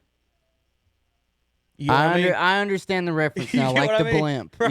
Yeah. It is called like the Hindenburg. Right. This Joker, I mean, there's 4 foot longs. So with 4 people, Hunter, me, you, Tom, and Terry, let's add it up. We could go to McAdoo's. Let's drink. Let's do 12 wings. That's $3. Let's do 3 beers. That's $15. Let's do half price on the Hindenburg, which is usually a $17 sandwich, but you divide it up 4 ways. That's $4. So we're now at what, $10? Right. And I'm full and drunk. And then I got to walk 20 feet to the $1.50 movie. Why would you not? Tuesdays was a good night to watch The only thing that was nice is when I first went to school, when I was living in Charlotte, I was near University area. Right, I'm familiar with it. And right down the road from where my apartment complex was, there's an intersection. You could turn right like you're going out towards Concord. And there was a movie theater down there. Right. And it was at least, you could, and if you showed your student ID, you could at least get like a $5 movie. But the best thing about it is they were like high dollar leather reclining chairs. Yes, that was the new one, yeah. Yeah, I know we would go in there. I went in the first month that place opened. I can't remember what movie I watched, but I did go. I know when I went, the first movie I saw there was the movie about Chris Kyle. What was it called? No, it was the American Sniper. Okay. Yeah. That was good, but it was one of those things where it was like the chairs were almost too comfy. I almost was looking at my eyelids a little bit more. Yeah, it's funny. Floyd Manning was 147 pounds. There you go. That was the lightest I ever weighed in high school. 140. 145 during basketball. I don't remember. I've dropped so much weight during by the end of basketball. But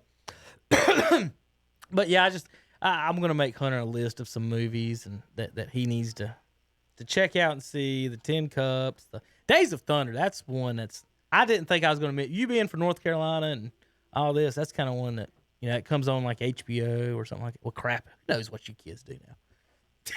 Well, it comes on HBO. You gotta have HBO to watch it now. Well, you just come on to like TNT or TBS, one of those all the time. It's one of those like like the Lord of the Ring movies or something that just comes on. I'm serious though. I am such a simpleton with my movies. I will watch the same 4 movies all over and over.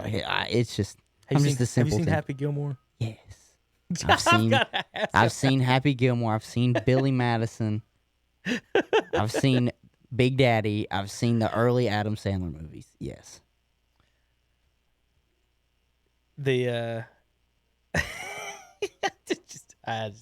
So have you seen Major League? Yes. Okay. Make sure. I don't want to. I want to make a list here. And it's popular movies about sports. I've never heard of any of these. Who's I, Tonya? Huh? Is that Tonya Harding? It is. Wow. I didn't think they would have a movie about that. That's funny. That's all old movies. Major League, that one's fun. Like I said, I'm sure. Have you seen Dodgeball? Yes. Okay, so you're good on some of the If silliness. you can dodge a wrench, you can dodge a ball. Yeah, that's pretty funny. Some of his stuff's crap. Like I don't know. Did Who? you like Vince Vaughn? No, Will Ferrell. Some of his stuff's bad, like bad cheesy. Did you like the soccer one? Did you see that one? Kicking and screaming. Yeah. Did you like it? I thought it was funny. I didn't even watch it because I hated semi-pro. I thought semi-pro was too dumb. Okay. What about the Bad News Bears? I like the The Bad new News ones or Bears. the old ones? Have you seen them both? Or I think I've seen the new one more. okay, it's funny to hear Billy Bob Thornton. Yeah, nice. I was gonna say Billy Bob was. I like his accent, funny. how fake it is, whatever, if it's fake or not. He does it at least fairly decent. When he cusses, it's funny. Yeah. His cuss, I don't know if his real talking accent sounds as authentic as that, but when he cusses, you can hear it come out. Because, you're here in the South, we'll draw out our words. And when he, like in Bad Santa, Yeah. that's that. When he cusses like that, you just, that stuff's kind of funny. All right, Hunter, we're going to get into the NBA here. The Nuba. The Nuba, which we tried a little while ago, and it just never worked. Have you seen Bagger Vance? What? The Legend of Bagger Vance. No, It's got Will Smith in it. I have not. He's a caddy that comes out of the shadows of the mist, Have not. and he shows was it Matt Damon? Yeah, Matt Damon how to play golf. Damon is Bobby Jones. No, he's playing against Bobby Jones. So this is another the other movie where weekend. Matt Damon's trying to learn something. Basically, yeah, they teach Goodwill him golf. Hunting. Yeah, They teach him golf. It's his Goodwill Hunting for golf. His name was Jonas something or other. He was a really good golfer. This is like in the 19-teens. And the local Savannah Golf Club was trying to hold a tournament. And I remember back then is when they only had like the two majors. So the U.S. Amateur was the biggest one. So the big get was getting Bobby Jones to play. And this Charlize Theron, who played it, she got Bobby Jones to play. Then she got Walter Hagen in. And then they ended up getting the local guy. And that's kind of what it was about. And it was just it's called Legend of Bagger Vance. He's the caddy. And was just Will Smith doing, I don't know, he's got like a kind of a weird accent kind of talk. I don't know exactly how to explain it, but it's a really good movie. Almost every golf movie, Hunter, is a good movie. Like almost every one. The one that every single Gilmore, one I've Tin seen, Cup. they're good. The old ones from the days, the Caddyshack. I mean, almost every golf movie seems pretty funny somehow. All right, Hunter, The Nuba, go ahead and the NBA. where do you want to start? You want to talk news? What do free you want to agency, start? What do you want to start or with? draft? Which I don't have one? anything to say. I'm not a fan anymore. I just watch basketball. You're not you're no longer a Charlotte Hornets fan. I'm not saying that. I'm just saying I have no reason to watch. No reason to pull for them. No reason to care anymore. I didn't have any reason to begin with, and that's me in my Browns shirt here. Only thing I have to do now, Hunter, is pull for LeBron not to get 7 championships. Yeah, that's all you have to do now. That's all I have. That's all you can hold on to. They just I will say this. awful. I'll start with free agency, and then I will go into the draft. Free agency wise, damn, it sure does seem like the Lakers have the deepest pockets whatsoever. They're just pulling in players left and right. Marc Gasol's there now. They went out and traded for Dennis Schroeder. They were able to re-sign Kentavious Caldwell-Pope. I just feel, for some reason, me looking at the names that the Lakers were bringing in, those guys got to be taking some sort of deal or cut, right. because they're like, we're ring chasing at this point. Right, and they all are. I knew this was going to happen, because nobody wants to play and be on LeBron's team and be blamed for losing. Mm-hmm. So he wins the asterisk title in a ballroom, and then now all of a sudden everybody who's made money over their lives are like, well, I'll take a pay cut to come there. And has the NBA again. said whether or not they're going to do the ballroom type look again next year? I'm sure they're not for their playoffs, because you've heard about there's still going to be a play-in tournament to get into the playoffs. I haven't looked at all that. Yes. Yeah, are they still? Yes, there's still going to be a play-in. Coach K, we talked a little bit earlier about college. Did you see what they were thinking about doing? They were thinking about having the tournament in Oh, one, in one spot. city. Yeah, we How talked the hell about that a would little bit. happen with 64 64 teams, schools good or Lord. 68 schools? I have no idea. They'd have to do home games first round, maybe even first two Somewhere. rounds. But for the NBA, They might go back to the bubble. they might do the bubble, but I'll say this about, again, on free agency. So the Lakers got to be pulling money out their ass somewhere, first of all. But the second thing I wanted to say is, I think Atlanta got a lot better for some reason. I'll tell you what. I know what's going on. Sorry, I just from running a NBA 2K general manager on the video game. Here's what's going on. So Davis hasn't re-signed. No, he hasn't. Because here's how the cap works. You can re-sign your players for whatever you want if it goes over the cap. You can't sign other players if you're over the cap. So what Davis is doing is not signing.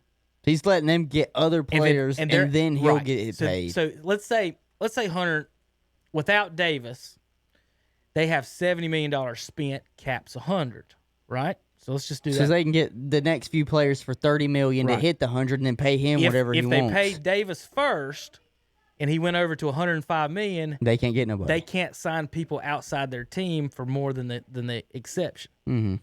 So what they do is he didn't sign.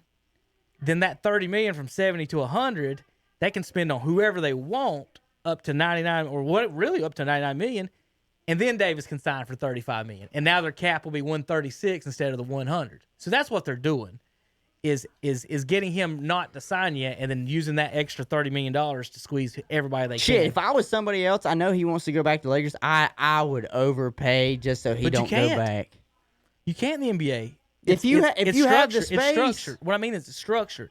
Like the way their contract are set up, Hunter, is that his best deal this year. Watch him if he takes a 1 or 2 year deal, is because after so many years in the league, you can get the supermax. Yes, and the supermax is like $45 million instead of $35 million. So if he takes 35 next year and then re-ups for the supermax after it's like 10 years of play or whatever it is, you can re-up. So another team can't offer more money. Like, say, than what he's worth. Than what he can. Right. They can't offer him. Like, if he can get 45 from LA, the Knicks can't. We'll give you 65. So that's why basketball can't happen that way. You have a lot of ask for trades and they got to match up because it just can't work like that. So I don't know, man. I like Kevin Durant. I don't like Kyrie Irving on this team at all. I'm not a Kyrie Irving fan. So, you just spot up trade? See if you can move him for but James they're not Harden? going to because they're best friends. I know they teamed up I'd together. rather have Harden than Kyrie any day of the week. Listen, I'll say this, though. Out of all the teams in the East that made moves in this, to me, Atlanta's been the one that's gotten better. And that's crazy because of how bad the Atlanta Hawks have done so far. But, I mean, they went out there and got veteran leadership in Rondo. I liked the Okongwu draft that they made for him. They've been making some moves too. One thing we've had a problem with the Hawks is they have been so young. But one thing that they've done now is tried to mix in veteran leadership. And that's what's really going to be good for them going forward. They're still going to have, Trae Young out there shooting up 45-foot jump shots. Why did Rondo sign with them? That's weird. I don't know. Maybe he wanted the money. That's like so my theory on I said it Saturday, but I'll see what you think. I don't understand why Rondo would sign there as a veteran. Mm-hmm. Is he not ring chasing? He's not like unless he's happy that he got this one and said he's already got money. He got one. He got two. He got one in Boston. But like think about it. What's he choosing? He's not going to be a starter. He's going to be a backup on a team that may make the playoffs, not even contend for a title. Yeah. So, like, what's his game there? Is it just whoever would give me the most money? Is that what he went I with? think that's what he was really looking for. It may be. And I don't want to hate. I'm not going to hate on it. It's just weird. That's the same thing with, you see, Howard signing in Philly. Mm-hmm. Why would he sign up to be Embiid's backup? They just got, Bogdanovich as well in Atlanta. Right. Because he couldn't make it to Milwaukee. Yeah, he didn't want to. He's with Sacramento now, or from Sacramento now. He's in Atlanta, so Right. that's another score that they've got. Right. I've just looked at all of these moves that Atlanta has been able to, or not really moves, just people that have wanted to sign with them, and I'm just like, hey, that's great for you because you've got the young nucleus right there. You've got the Cam Reddish that you drafted out of Duke and the kid out of Virginia. I don't know why his name's escaping me that you drafted year before, and Trey Young and the Okongwu that you brought in this year, and bringing in a veteran point guard, because this is what the difference is. Trey Young can score a lot, but Rondo's going to come in there and be your assist guy. He's going to be your facilitator and more of a floor general than Trey Young is, and Trey Young can learn from him.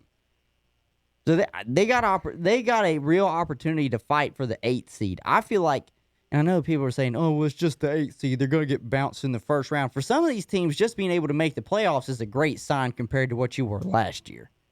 That's what I don't like. Listen, people need to listen to Hornets fans more often. We're the experts on this. I'd rather make the playoffs and be the 10 seed. Mm-hmm. I mean, than have the 10th pick. Because if I make the playoffs, I'm getting a 16th pick. What the hell's the difference between 10 and 16? And you could say you at least made the playoffs. But people are like, don't sign Hayward or don't sign Russell Westbrook and build your team. We've been building our team for 30 fucking years, Hunter. I'm tired of it. First of all, let me address stupid. the Gordon Hayward hate. Did you see what Skip Bayless tweeted?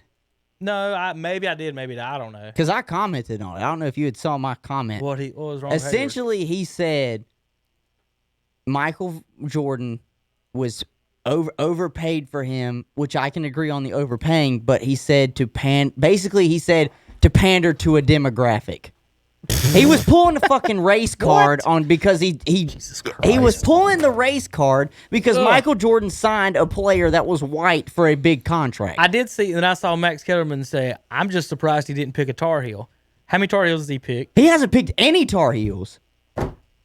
I saw Max Kellerman say that exact same shit. Like what Tar Heels are on his roster? Do you guys pay attention to the league? Name one Tar Heel on their roster. They don't have a Tar Heel on their roster. So I'm like, they got a Kentucky player on their roster. They got a Kansas player on their roster. Right.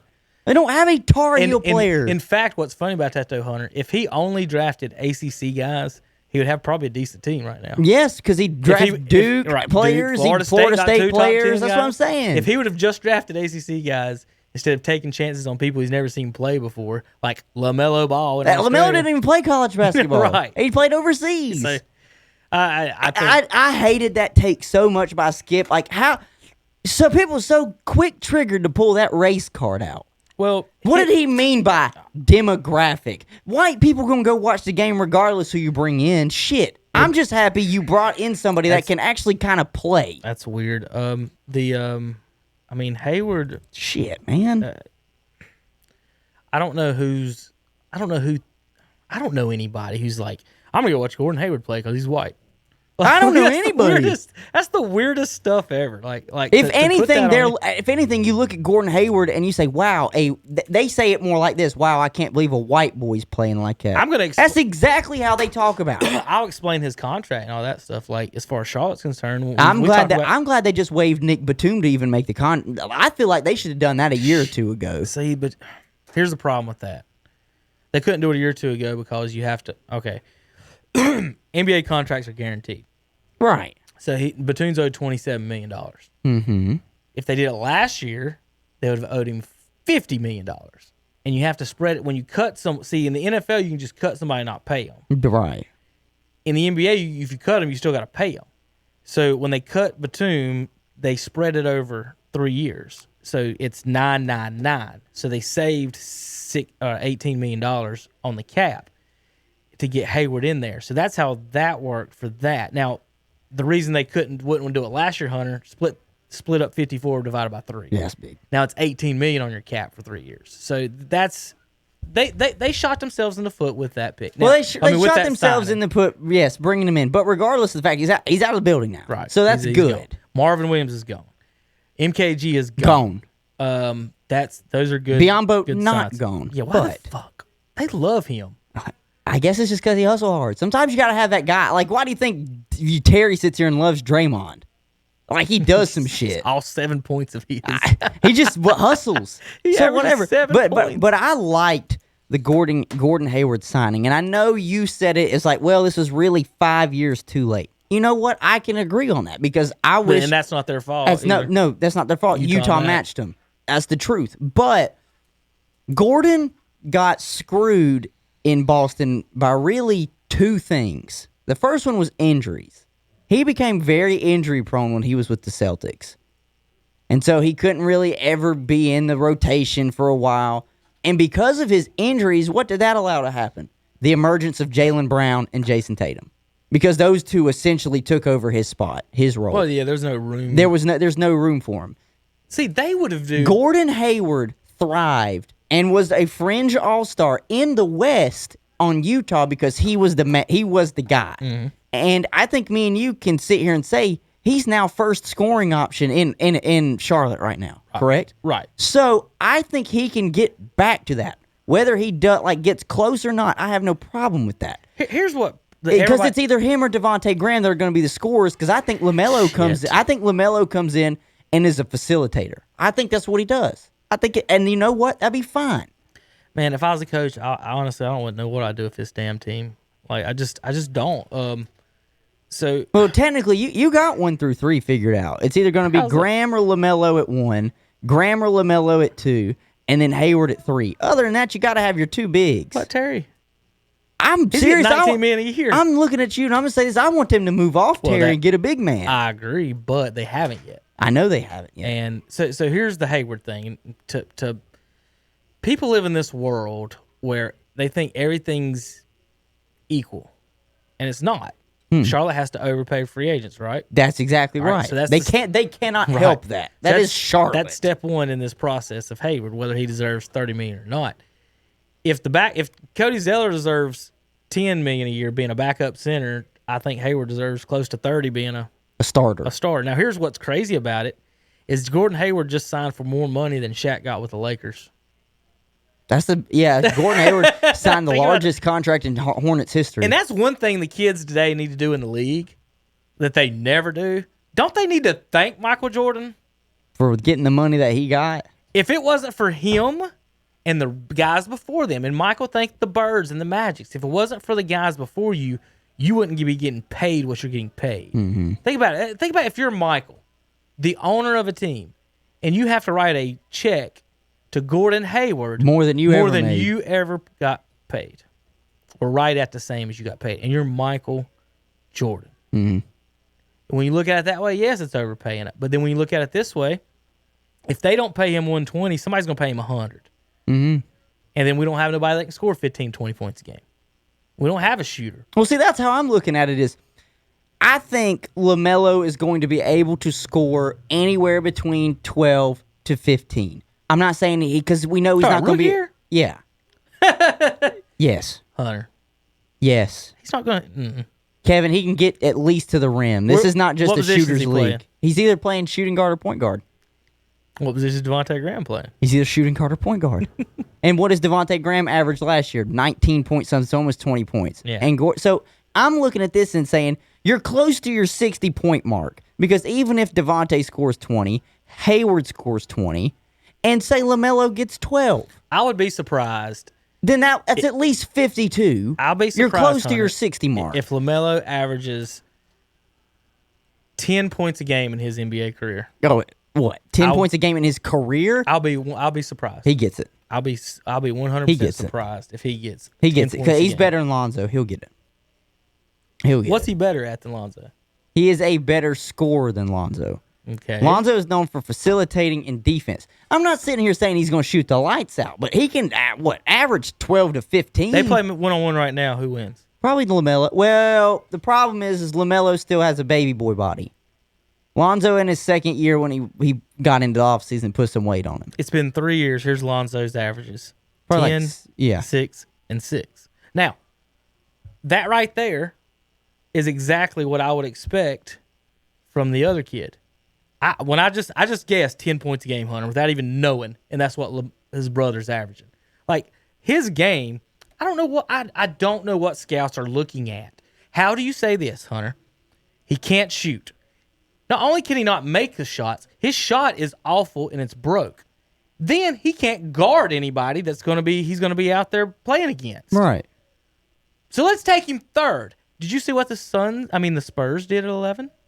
No, I don't remember what They did. took the kid Vassell from Florida State. You know what his scouting report was? He's good. Same height. He's good. He's a 45% three-point shooter who can guard anyone. He's good. I like Vassell out of Florida State. Why is he not? Why didn't we pick him instead? He's good. Wait, hold on. Hold on. This guy's 6'7". He can shoot and play defense. This guy's 6'7". He can't shoot and he can't play defense, but he's better. I know I'm not asking you. I'm just saying, how does anyone? How do the scouting reports look at that and say that? What do you see from LaMelo Ball that says he's better than Vassell or he's better than Toppin or he's better than anybody? They say he can't shoot and can't play defense. Listen. That's like the two things in basketball you do. You know who else can't shoot and is a semi-good defensive player when he came in? Still can't shoot. Ben Simmons. That's very true. Ben Simmons is 6'10". Now he's 3 inches taller. But Ben Simmons, even in his rookie year, averaged 15, almost 16 points a game. Mm-hmm. This league, you can still score when you drive the lane. The difference is that's why I'm saying, though, as well, in this, you really don't have to ask LaMelo to score a whole lot. You could run you're right. He don't have to. He can be the facilitator. But they don't have. Their problem is, Hunter, their best scorer is another point guard. Yes. Well, you could move him at shooting guard, and I think he'd be just as good. Okay. Well, if you move... Because LaMelo's a better passer than Devontae. All right, put it this way. You put both of those in the game. You got Graham and Melo in the game. Mm-hmm. What happens when the Nets put KD at the 2? Well, it doesn't matter. You can still move whoever is you at the... get smoked. It's called matchups. You don't just match up a 1-on-1 and a 2-on-2. That's what I'm saying. Hunter, you can move anybody. If they put KD at 2, you have to take one of those other two guys off the floor. Right? Yeah, but they're not running KD at no 2. He's played 2 plenty of times. He's played 4 and 3 more than anywhere. He plays 2 to 4, depending on the matchup. I'm saying if you're the Nets and the Hornets walk out there with Ball and Graham, I'm putting KD at the 2 and be like, fuck y'all, but by at 50. this case, Kevin, Charlotte ain't winning shit no way, so it doesn't matter which one he plays at. No. And here's the thing. Let Kevin Durant go off for 30 or 40. If nobody else on that team can score, it really don't matter. Well, Hunter, I don't. Okay. If nobody else on that Nets team can score, it really don't matter. So LaMelo's shutting down Kyrie too. Listen. There's nobody on any team in the NBA. So what you said was almost like to the extreme. Nobody's shutting down Kevin Durant, no matter who guards him. Nobody's shutting down Kyrie unless they're bigger than he is and can body him up. So that analogy right there, it's a lose-lose either way if you're the Hornets. No, what I'm saying is that if they have Durant at the 3 or 4, you can play PJ, Miles Bridges. You're right. Gordon Hayward. You're right. If you put Durant at the 2 and everyone else on the floor is 7 foot, and then you've got Kyrie out there, Hornets have no prayer of offense or defense. Because you want Durant guarding LaMelo. What's he going to do on that? I mean, LaMelo can just give the ball up. Yeah, I'm just this saying. This is a garbage-ass team and organization. We can That's agree. my point. We can agree on that. I'm just saying the kid hadn't even. This is the worst pick in NBA history. It is not. It is not, and you know it's not. It is the worst pick. It is not ever. And you know what? I'm gonna laugh my ass off to the bank if in his rookie year he at least averages 15. Hunter, I'll bet that right. What the fuck? If he averages 15, his brother that he's not better than. Whoa! Who said that he's not better than Lonzo? I am. Are you a professional NBA scout? Well, they're doing a horrible job. I'm just saying. Anthony Bennett got picked number 1. I'm just saying. Sam Bowie got picked over Michael Jordan. Exactly, and you're trying to say this is a worst pick ever. No, what I'm saying is that scouts are dumbasses that say things like, listen to this. Okay, Hunter. We had the 3rd pick, right? And everybody said, I know. And everybody says this is the 3 players are the best players in the draft, right? And what they said was that no matter what Charlotte did, they were going to get one of the top 3. Well, don't you think the other 2 are going to pick the 2 better players? So we end up with the shit of the 3 best players who can't shoot and can't play defense. What's he going to do? Everybody says he's a playmaker. So this is the best case scenario, Hunter. LaMelo dribbles around, he drives to the basket, and then he kicks it to someone else. That's the 3rd pick in the draft. That's what I mean. Like, you got to get 25 points from the 3rd pick. 20 points. We're getting 10. They'll never. Nobody in this draft, though, is getting 20. This is the most hot garbage thing of all time. No. This is worse than MKG. Listen. This is worse than MKG. Listen. MKG could at least guard somebody. Technically, kind of. He wasn't a great defender that he made him out to be. But damn. This pick is not going to be as bad as you think it is. But I'm not going to sit here. I'm not sitting here trying to make you think it's going to be a great pick. It's not bad. You got to start somewhere. Who'd y'all pick? We picked Avdija. Yeah, better than we got. You let me go read the scouting reports. You keep over. I'm gonna read the scouting reports. Okay, we can read scouting reports all the time. But how many scouting reports have been wrong? You just told me. How many times have we sat here and said these scouting reports have been wrong? Everybody thought, they just taught. Chris just made a great point. They thought Greg Oden was going to be the shit, right? And he just wasn't. Right, and they think LaMelo is going to be, and he's not. I've seen this dance before. I've seen this movie plenty of times. I can see when a player's going to. His brother Hunter is 10, 6, and 6. If you get 10, 6, and 6 him, that's fine at the 10th pick or the 15th pick. But number 3, Avdija, man. I gotta find that thing I was reading. It was incredible. Like reading everyone behind him was just like, this is what happened. I don't think it's on ESPN. Let's see. Draft grades. That's probably what I should pick, shouldn't I? MKG got a A- draft grade back in the day. He'll be better than you think he is. For his role, he will be better than you think it is. And here's the thing: what are you really expecting this year, anyways, as a rookie? I mean, he could always get better. No. Well, okay. No. Yeah, no. I don't expect any. No. I don't expect anything from rookies. I don't expect anybody to help anybody win a championship this year in a rookie season. No. But again, I mean, you never know. He could get better. Lonzo's shot was a whole lot worse looking when he came in the league than when he got around some of these people that actually knew what the hell they were doing. But then that comes back to me. Is Lonzo ever going to make an all-star team? I mean, I don't know. No. Well, it doesn't matter. Well, it doesn't matter now. That team's not even his. He can't even throw. Like, his job is essentially to just be a facilitator to Zion and Brandon Ingram. Right. That's what it is. Right. But Magic Johnson doesn't work. Said they're going to put Lonzo's jersey in the rafters at the Staples Center when he drafted. And then when Magic got out of there, they traded Lonzo. And then guess what? Michael got him, got his little brother. Same player. Exact same. The only difference is that he's got longer hair. That's the LaMelo will be better than Lonzo. At what? He will be a better scorer than Lonzo, and he will be, if not the same, just as good as a facilitator than Lonzo. And here's the thing now, with you bringing in Gordon Hayward, you're not asking LaMelo to go out there and be a scorer. He can be a little bit more of a facilitator. I mean, the guy's got you can bring him in and they can learn. I mean, he can try and get better at scoring as maybe a year or two goes on. Not many people walk into the league and are Zion and John Morant and they get 20 points per game. I want to buy a jersey that I wouldn't be embarrassed for my kid to wear. You can buy Gordon Hayward's jersey. Maybe.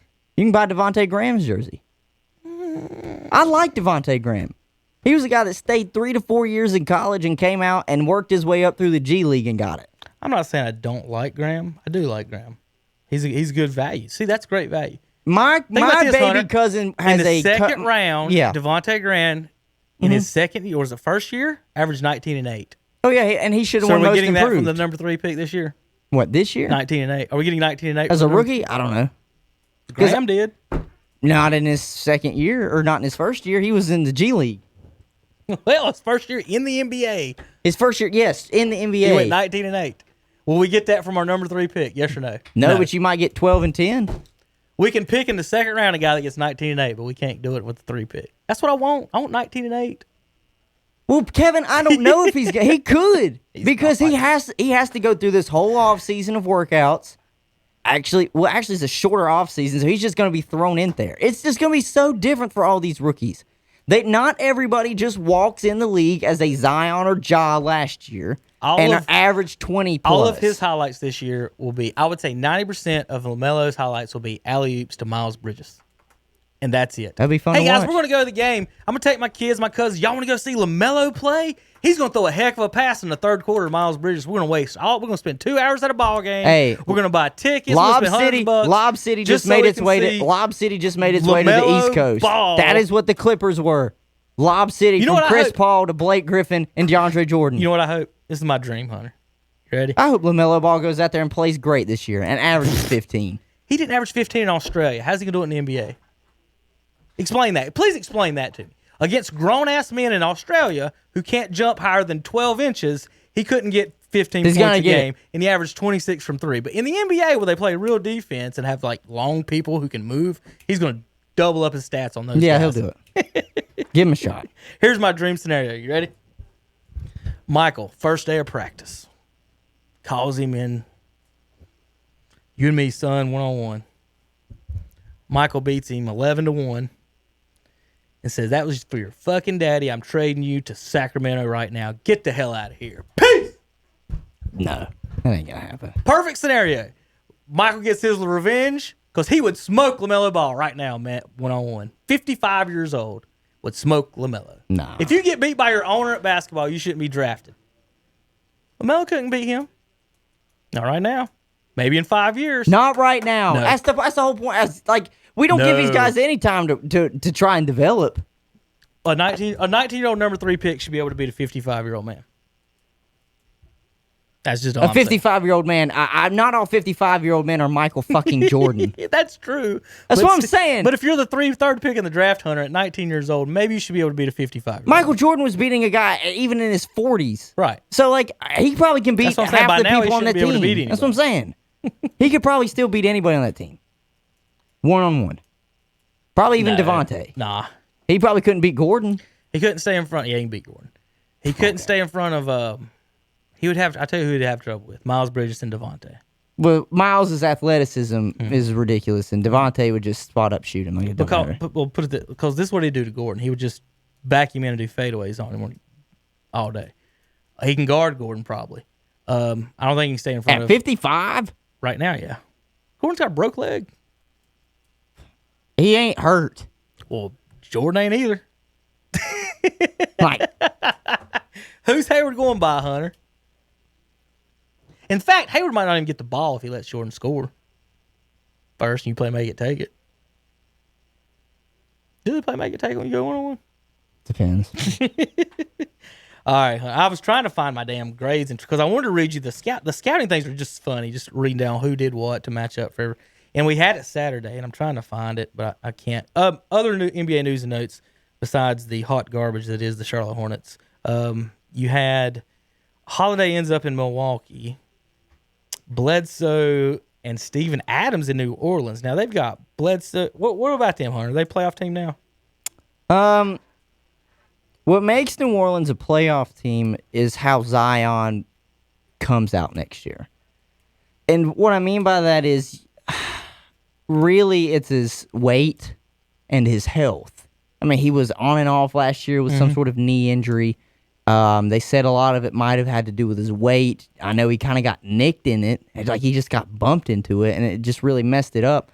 That's been the knock I've had on Zion. I think he can be an all-time great. The problem is he needs to lose about 20 pounds because the wear and tear eventually on his joints is just going to be too much that he might only last 8 to 9 years. You know, we always said the same thing in the NFL. Running quarterbacks don't last long. Why? Because they take such a beating. Mm-hmm. And the same thing can be said about Zion. I mean, he might not last very long because his body just won't hold up that long. And especially, think about how Shaq got eventually. It didn't matter where he went on his long tour of playing with multiple teams after winning it with the Lakers and with the Heat. His body would just give up on him at some point. He would just be hurt. He wouldn't play full seasons. And, I mean, he could still be on the court and is such a force to be reckoned with. But the best ability, what we say in all sports, is availability. And if Zion's not on the court, I mean, what was the point? I'm trying to find out. Now, I will say this. Comparison to I will Zion say this. size-wise. I will say this. There's no guarantee that this Pelicans team is Zion's right now. Because Brandon Ingram's still a baller. Brandon Ingram is and I'm going to put this nicely, is a poor man's Kevin Durant.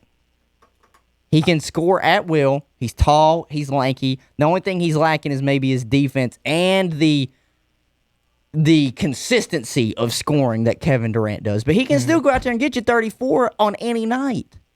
I like Brandon Ingram. I watched him play on these state championship games. God almighty. He's still awful young. He is and he's very got ball young. skills. He can shoot. Like if LaMelo could shoot like him, like I would be happy. But he can't, and that's the thing. I've just seen it for too many years. Here's a comparison. I've been trying to compare Zion to somebody. The weight is tough to get to. He's 280. Okay? Right. So second heaviest in the league. Here's who I compared him to in college. You know, when I said we've seen Zion before. A 6'6" or 6'7" power forward, left-hander who does 360s. His name, ladies and gentlemen, was Rodney Rogers. Rodney played at Wake Forest. He was a stud. Ended up in an accident and getting paralyzed. Rodney, 6'7", 235, Hunter. That's a big boy. Not really. The Chaz is 230. Well, think about I that. thought he was big until I looked at Zion. Well, I was about to say, and Karl Malone. if you look at Zion's weight compared to his, there's nowhere close. I can't find somebody that big. And that's the problem. He's listed at 285. 280. If you drop him down to 260, even LeBron at his heaviest in the days in Miami when he was such a freight train was 260. Hunter, but even offensive then, lineman, after if I told you he was 6'6", 285. That's a big boy. That's a good lineman, isn't That's it? a good lineman. He's he's kind of lean for his height. He's almost athletic. lineman size, guys. Like Shaq was too big to be an offensive lineman, 7'2", but 6'6", 285. And they've made good comparisons, or not comparisons. What's Julius Pepper's they've size? made how am I trying to put this?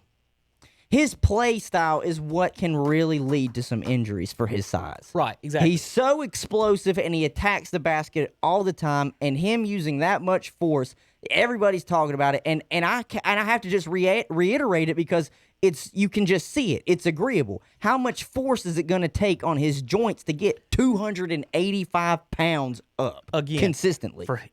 It's probably not the up part; it's the coming down. Oof. Yeah. So you're landing on your ankles at 280 pounds. Whether or not, you're in shape, you're not fat or whatever, ankles getting 200. Remember, a offensive lineman doesn't jump 10 foot in the air. No. A defensive lineman doesn't jump up 10 foot in the air. No. And hang on the rim. And they got knee braces and ankle braces all over him. So you're right. It's 280 is way too much. I'm telling you, I think he would Listen have to this. more longevity at 260. Julius Peppers. Mm-hmm. 6'7", 265. He's bigger than Julius Peppers, Hunter. Not height-wise, he's shorter. He's 1 inch shorter, but he's the same size, but he's got 20 more pounds on Peppers. Now, you don't think Peppers had a pretty good weight program? Like lifting and all that? Yeah. I think he was pretty ripped. Well, what did I say? He when probably got, maxed out his... What did I say when he got drafted by New Orleans? He's one bad weekend away from being overweight. Being the defensive end for the... He'd be a heck of a defensive end. Hey, listen. He's Pepper size. He'd be a heck of a tight end, too. Son of a gun. He's got jumping ability to go up and get that football. Good Lord. That's true, but I'd still want him on defense. I don't know what his breakaway Hey, what about speed him blocking is, though. field goals? I don't know what his... Well... I don't know what his breakaway speed is. Right. I don't remember what his 40 was, but in all seriousness, physically he is a freak. Peppers is athlete. left-handed too. He's probably one of the most freakish athletes I've ever seen come out since LeBron. The problem is, I don't think it's sustainable at his weight. We'll see what he can has do. to be. For me, the safest weight for him would be 260.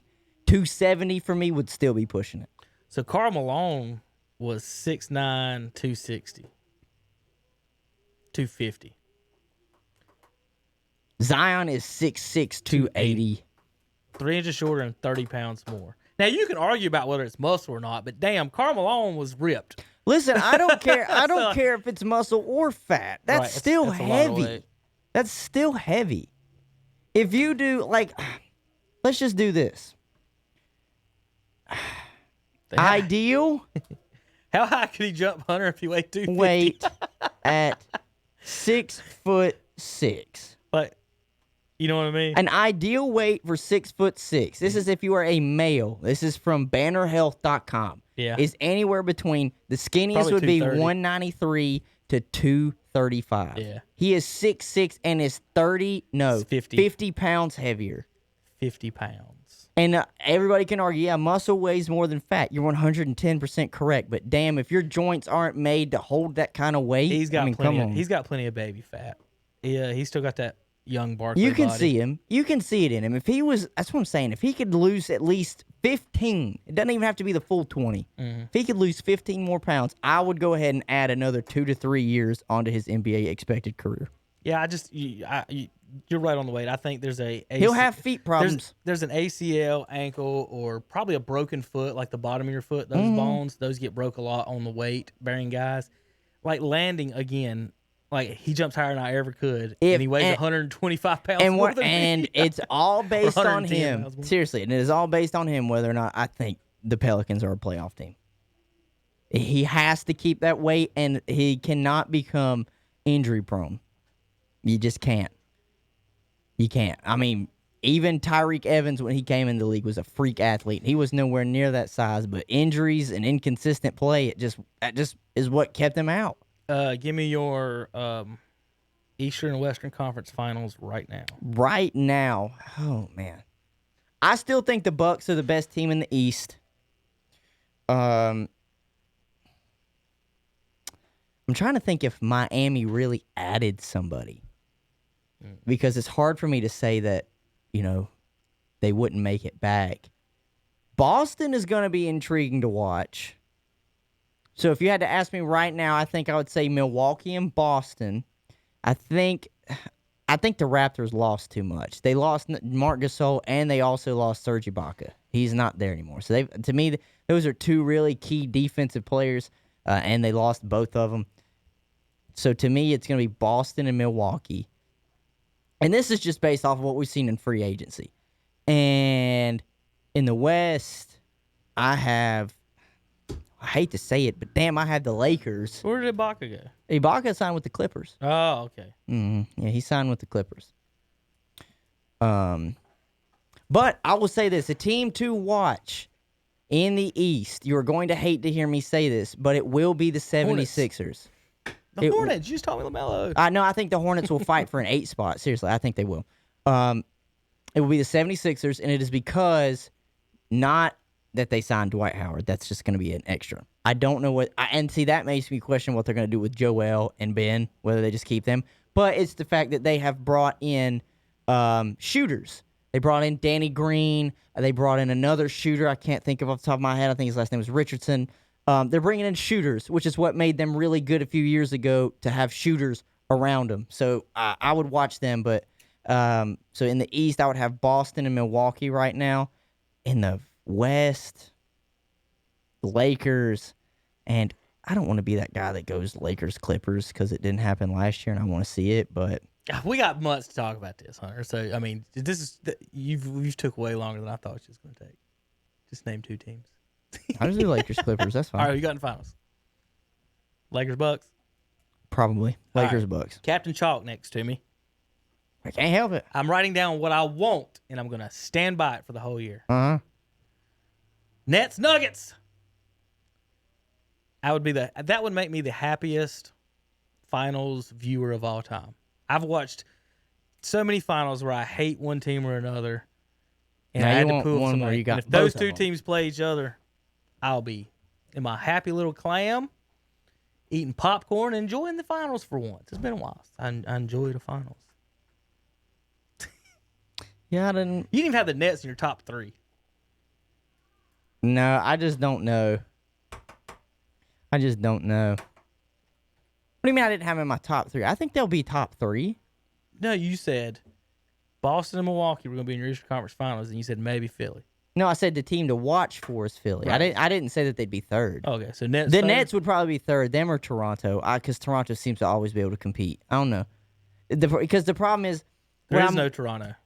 That's right. I'm sorry. Tampa. They're freaking Tampa. It's Tampa. The damn Tampa Bay. They're the Raptors. It's Tampa Bay Raptors. Tampa Raptors. Listen, hey, that's the power of Tom Brady. Everybody's coming to Tampa now.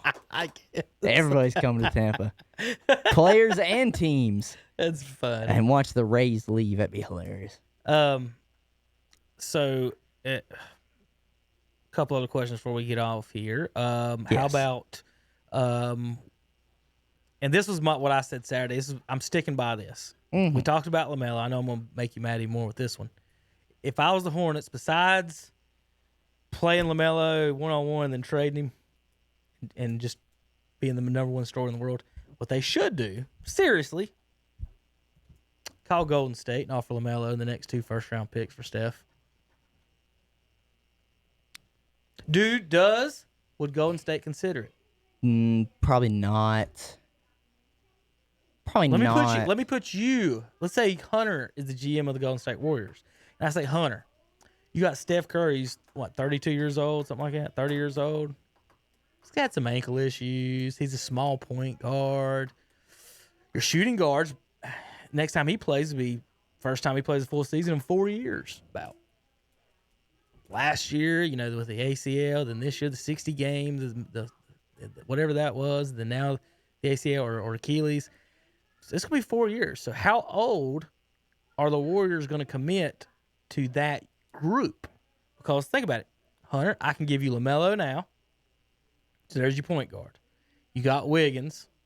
You got Wiseman. You just traded for Kelly Oubre. There's 4 starters you'd have under 25 years old. And you got Draymond, sorry ass, you can get rid of anytime. Somebody will take him. A contender will take him to play hard on their team. So if you're the Warriors, you've got to set a date, Hunter, at some point, don't you? Don't you got to plan 5 years down the road or 10 years down the road and say, realistically, are we going to ride Steph out till he's 40, or are we going to try to get rid of him, or going to just let him walk on a free agent? Because right now, are they going to win championship this year without Klay Thompson? Not now. Remember, this time, was it last year, I guess? They had Klay Thompson and Kevin Durant, or the year before. Mm-hmm. And now they got nothing but Steph and Draymond and a bunch of young guys. And if I'm Golden State, if LaMelo's what everybody says, I'd really consider it. If you were their GM, would you? Like what? That's what I'm saying. Like what point? Is Jerry what year, West what still year does over them? No, he's in. He's with the Clippers. Ain't he? Clippers, I think. Never mind. That's what I'm saying. Like at what point? Some point, Steph Curry's career is going to end. Do you want it on Well, your team? you have to or do you look at want him them to go? as the guys in charge in Golden State and be able to look at each other and agree and say the window is closed. Right. That's exactly what you have That's to say. what I'm is saying right now. we Is it have closed? to say that the window is closed, and I don't think they can do that. You wouldn't have made the trade for Kelly Oubre if you didn't think you would at least be able to ride along with Steph this year and compete. Now, if we're talking next year, it's a different story. Steph's 32 right now. He'll be 33 in March. It's just I don't know because Jordan stopped winning titles at what, 35, 36? So like, I mean, he's got a few years, and Right. Clay's around his age too. They're still young. they do, but that's my point. Young-ish. Is The problem is you're not gonna be able to make your team better. This is the after problem, year, though. Unless you got you're gonna have a top draft pick. The problem is Clay is now coming off of an ACL and an Achilles. There's no guarantee he's going to be the same. Let's say his he game, can probably shoot. I was going to say his game but he will be can't the play fine. defense. No, He's not gonna be able to play defense like he did. and he's made his and he's made Achilles. all his money off a 3-and-D guy, Right. And probably the best in the league at doing it. I don't know if you make that trade because Oubre can play, Wiggins can play, Steph can play, and if Wiseman can come in and play, then you still have a good opportunity of All right, being Chris, a I'm gonna tell you playoff why it team. makes sense for both teams. One, the Warriors ain't winning now. They can try to win now. They ain't winning now. Steph Curry is not winning championship by himself. No, not by himself. He needs someone else that can get 25. And ain't nobody on that roster getting it other than Andrew Wiggins. But you still need that third person to get you up to, what, 80, 70? We'll I get don't know you if they can 70. do it. And their strategy this whole time has been shoot the three. Are they going to be able to do that now without Clay? And it's just Steph? They're going to have to do some type of something. That's fine. I think their window's closed. It's over. It's done. So I you think got they want to three. try to win. But let's say you got 3 years left of Steph Curry. Well, this year's not going to happen. No. So that means you got to hope next year will and hope the next year will. Do the Nets get better next year? Do the Lakers get better next year? Do the Nuggets get better next year? And then, again, you'll be relying on a guy who hasn't played in 3 years, basically, with blown all major tendons. So you're sitting there. That's Golden State's position. I think the Nuggets just got good this year off the draft pick of RJ for that shooting guard. So for the Warriors, realistically, you're not winning this year. The only thing you can hope for is LeBron gets hurt and Steph outshoots everybody in the playoffs, right? Okay. So then next year, so that means you got 2 years. So at what point do you want to restart in 2 years without Steph? What if he gets hurt in 2 years? Now you have nothing. Do you know what I think's going to happen? Yeah. The Golden State Warriors are going to treat Steph exactly like the Los Angeles Lakers treated Kobe. They want to keep him here, even if it's starting to look real bad. They want to make him a lifelong Warrior. I mean, you end up bringing him off the bench at some point? The difference would be if Jerry West was still there in Golden State, because Jerry West has built teams up for championships, and he's not afraid to move off of somebody if they're not working out. But the difference is they signed him. The Bay Area, that is Steph's team. The Lakers, you think about them, the great Lakers, Kobe's up there. Steph could be considered probably one of the greatest Warriors to play games. So I feel like that's what's going to happen. That's just what's going to happen. But the not making sense on the Hornets thing, it definitely makes sense. This is why. In 3 years, are you going to championship with LaMelo Ball? No. Or 3 years, you're going to win it with Steph? No. But I guarantee you're going to sell more tickets with Steph. You're going to watch him You're going to watch him score 30 points a game. Well, he's way better than LaMelo Ball. And here's why you wouldn't do it. The Hornets ain't winning shit.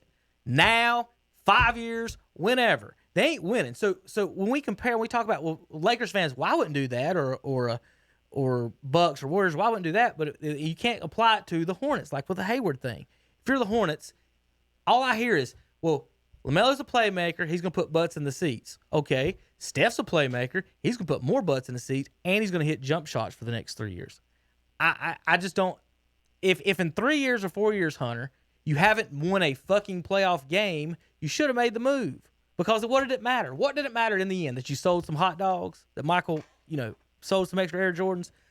What is your end game with LaMelo? If it ain't to stack it with shooters and ballers around him, he's worthless because all he does is pass it to other people.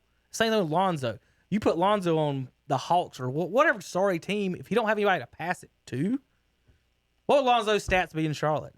No, I don't know. Like, who's he passing it to? He's getting 7 assists now, and he's got Brandon Ingram and Zion Williamson. If he was doing that to Cody Zeller and MKG, he'd get, 4 assists, 3 assists? Way less. I don't know. But anyway, I know you don't care about selling tickets, Chris, but the Hornets probably are. I don't think they can win. They're not going to win until they get real basketball players and a real team and someone that puts real people on the court. And this is, I'm not saying I'm done with them because I don't want to pull for another team in the NBA because. Well, I'm fringe on Washington anyways for football. Well, the NBA is more unfair than about baseball or any of the other sports too. Is like what chance does here's Charlotte's chance of winning? Hit 3 to 5 straight lottery picks and overpay someone or 2 people to come in. That's your demographic. That's just the city. That's the city. That's the only way. That's the city to do it. Only way. So I just, there's nothing for me to go down there and watch. I don't even want to go as an employer, as a affiliate, as a worker. I'd be more interested in talking to LeVar Ball in the tunnel than I would be anybody on that team. Well, you know why I would go. I would go to the visitors locker room. All right, because we don't get to see those teams from the West much. It's just getting to the point of pissing me off, making me angry that it's just nothing but hot garbage out there. And yet, let's say he's his brother and he's successful again. 11 points, 6 rebounds, 6 assists. I don't give a shit about any of that. I really don't. I want somebody to score 25 points and I can buy a jersey. Right. Kimba was that. I mean, you didn't like him, but that's what Kimba was for the longest time. He at least would go out there. Right. We need 2 or 3 of them. Not waste number 3 picks. Hunter, what did MKG pick do to us for 10 years? What if we would have drafted a guy with that pick that averaged 25 points? Damian Lillard. What if we'd have made the right pick there? Bradley Beal. Listen. How far back did it set us back? What if you had MKG and John Wall? Ugh. So I'm like, would y'all trade Bill for Wall? MKG? No. Hell no. I mean, it's Listen. just that's what I mean by missing on a pick. I told you who I would have drafted, and he ended up falling to the 8th spot. So I like y'all's guys. If y'all end up trading, John, he is demanded a trade. y'all want Terry Rozier for him? No, I don't. I don't want anybody for him. But Would y'all take LaMelo? no. Oh God! Why not? Is he not gonna be as good as John Wall? Listen, not many point guards are going to be better than what John Wall is. 20 and 10. So we're supposed to get number 3 pick. What was John Wall? Was he one? One. Yeah, Was he's he one. I couldn't remember if y'all got him. He was or one. not.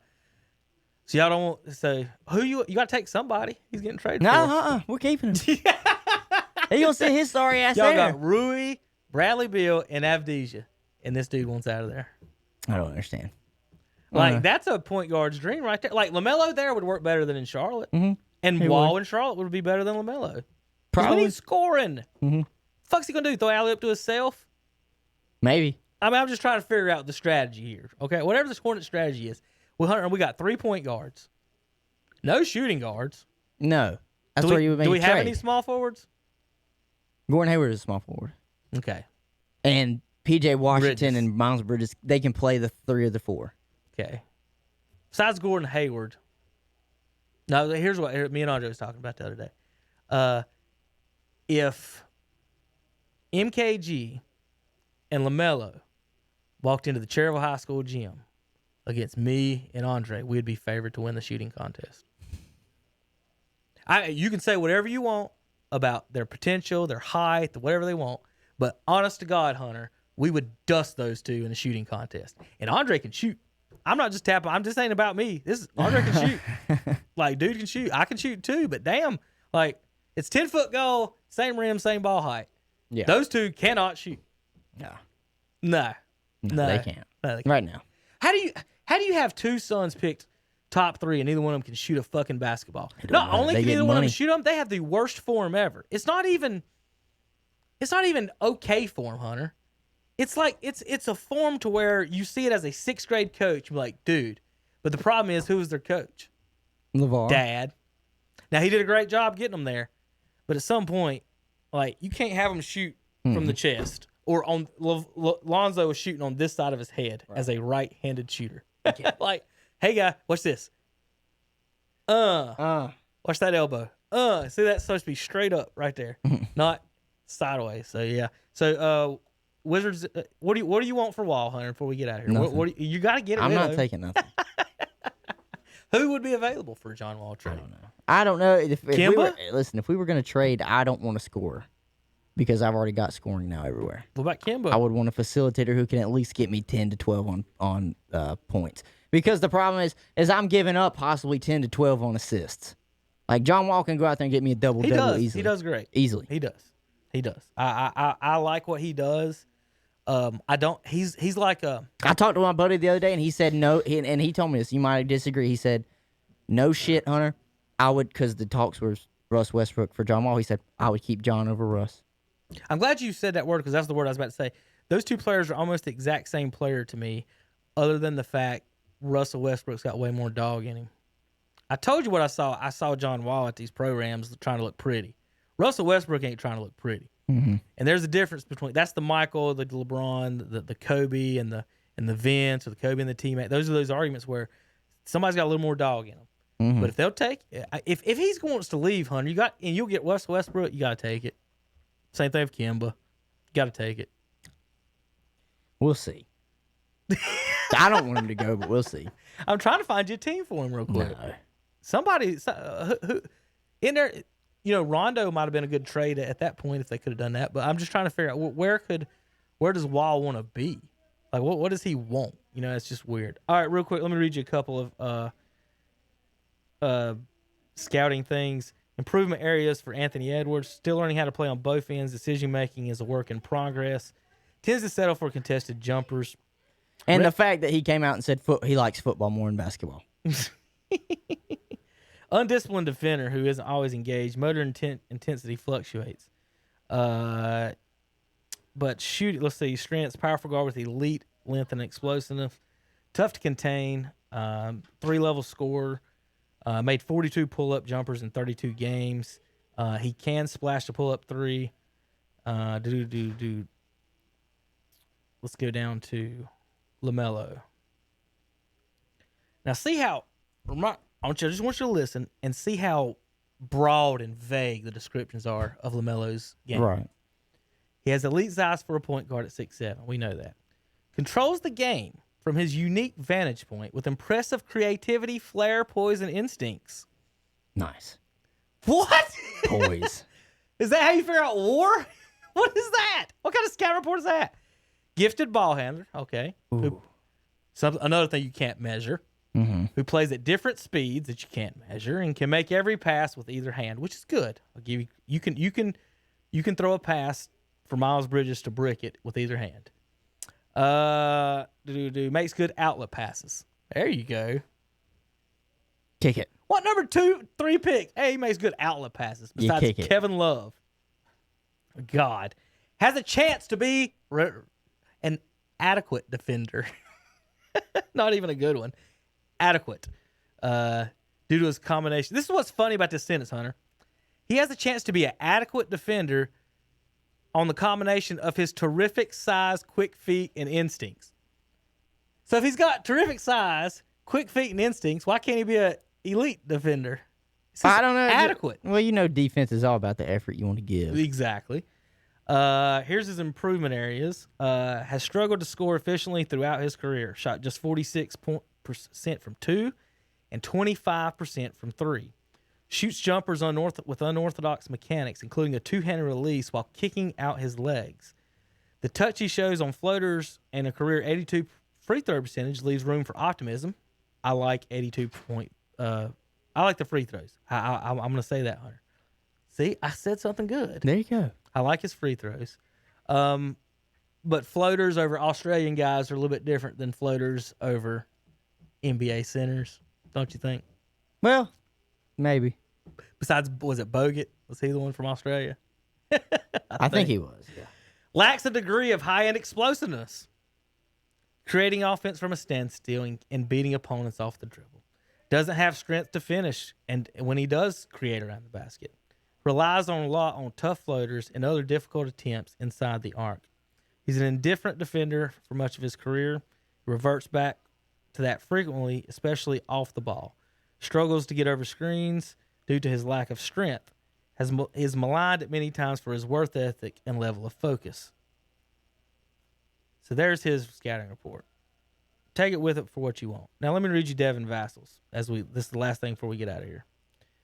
Intriguing physical profile at 6'7" with a reported 7-foot wingspan. Late bloomer physically, wiry and agile, light on his feet. Not the most explosive athlete, but length allows him to finish above the rim in transition. 3-and-D potential, not the most traditional shooting mechanics, but he hit 41% from 3 on 168 attempts in college. Disruptive on the defensive end, 2 steals and 1 block per game or per 40 minutes. Chases around other point guards at times. Has a little more shot creation and potential than most 3-and-D wings. Improving as a ball handler, can play pick and roll. Comfortable rising up in mid-range off the dribble. So there's him. He was drafted by the Spurs. Now, between the Spurs and the Hornets, Hunter, who's had the better draft history, per se? Spurs. By a little or a lot? A lot. So if I would make a bet, I'm not going to. I did with Terry this weekend, maybe.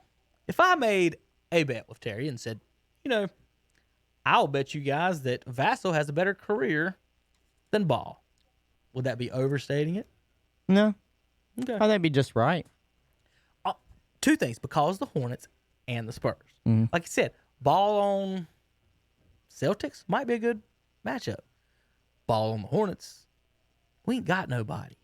We ain't got Brandon Ingram. We ain't got Zion. We ain't got who's the other one? They just signed down there. They got Eric Gordon down there now. They got Steven Adams. Like we ain't got none of that shit. No. So it's just aggravating to me, like, and how this stuff happens. Of course, it's my team. We could have picked Hunter. Every other team in the NBA could have picked him, and I'd never mention him again on this show. He would never have been mentioned on this show. When's the last time we talked Lonzo Ball? Have we ever? Not No. this year, because we just started that this year. No, we haven't. All right, Hunter, anything else? I lost it on. No, this nuts. Nothing at all. Unfortunate. I mean, we'll talk about something else Wednesday. Now, but- Wednesday, we got, NFL football. Mm-hmm. And we've got we'll do our playoffs things, our rankings, and everything else Wednesday. Denver drafted a kid from Arizona. Is that what you were talking about? Najee? No, that's later. They got R.J. Hampton. R.J. Hampton was drafted by the Bucks. Was that a trade? Yeah, it was a trade. Okay, so those two He is now traded in for each Denver. other? I believe so because Okay. he's now in Denver. R.J. Hampton is. At least in we didn't Denver. draft a guy named Precious. Cole Anthony got to Orlando, so there you go. All right, I guess that'll do it for today. I want to thank everybody for watching and listening to KDC Broadcasting. Shock Joxx, thank you. Nelson, and what's funny about, Spurs draft Hall of Famers outside the lottery. Kawhi, Ginobili. Yeah. We are. All right, that'll do it for today, though. Everybody, KDC Broadcasting. We will be live Wednesday at 2:00. Hit that. I probably need to do that. We'll be live Wednesday at 2:00. That does not need to be on now. No, that one. Let's see. We'll get it right. People listening like, what the hell are y'all doing? We're just hitting buttons, folks. Thanks for tuning in. Hunter Yancey, of course. Follow him on Twitter at Hunter Yancey. I'm Kevin Hastings. Our names, easy to find at KTC Broadcasting, #KTC. Mondays and Wednesdays at 2:00. Saturdays at 8 a.m. And we'll see you guys Wednesday for more sports talk. Thank you for listening on wherever you do on podcasts, Apple Tunes, Spotify, and more. KDCBroadcasting.com.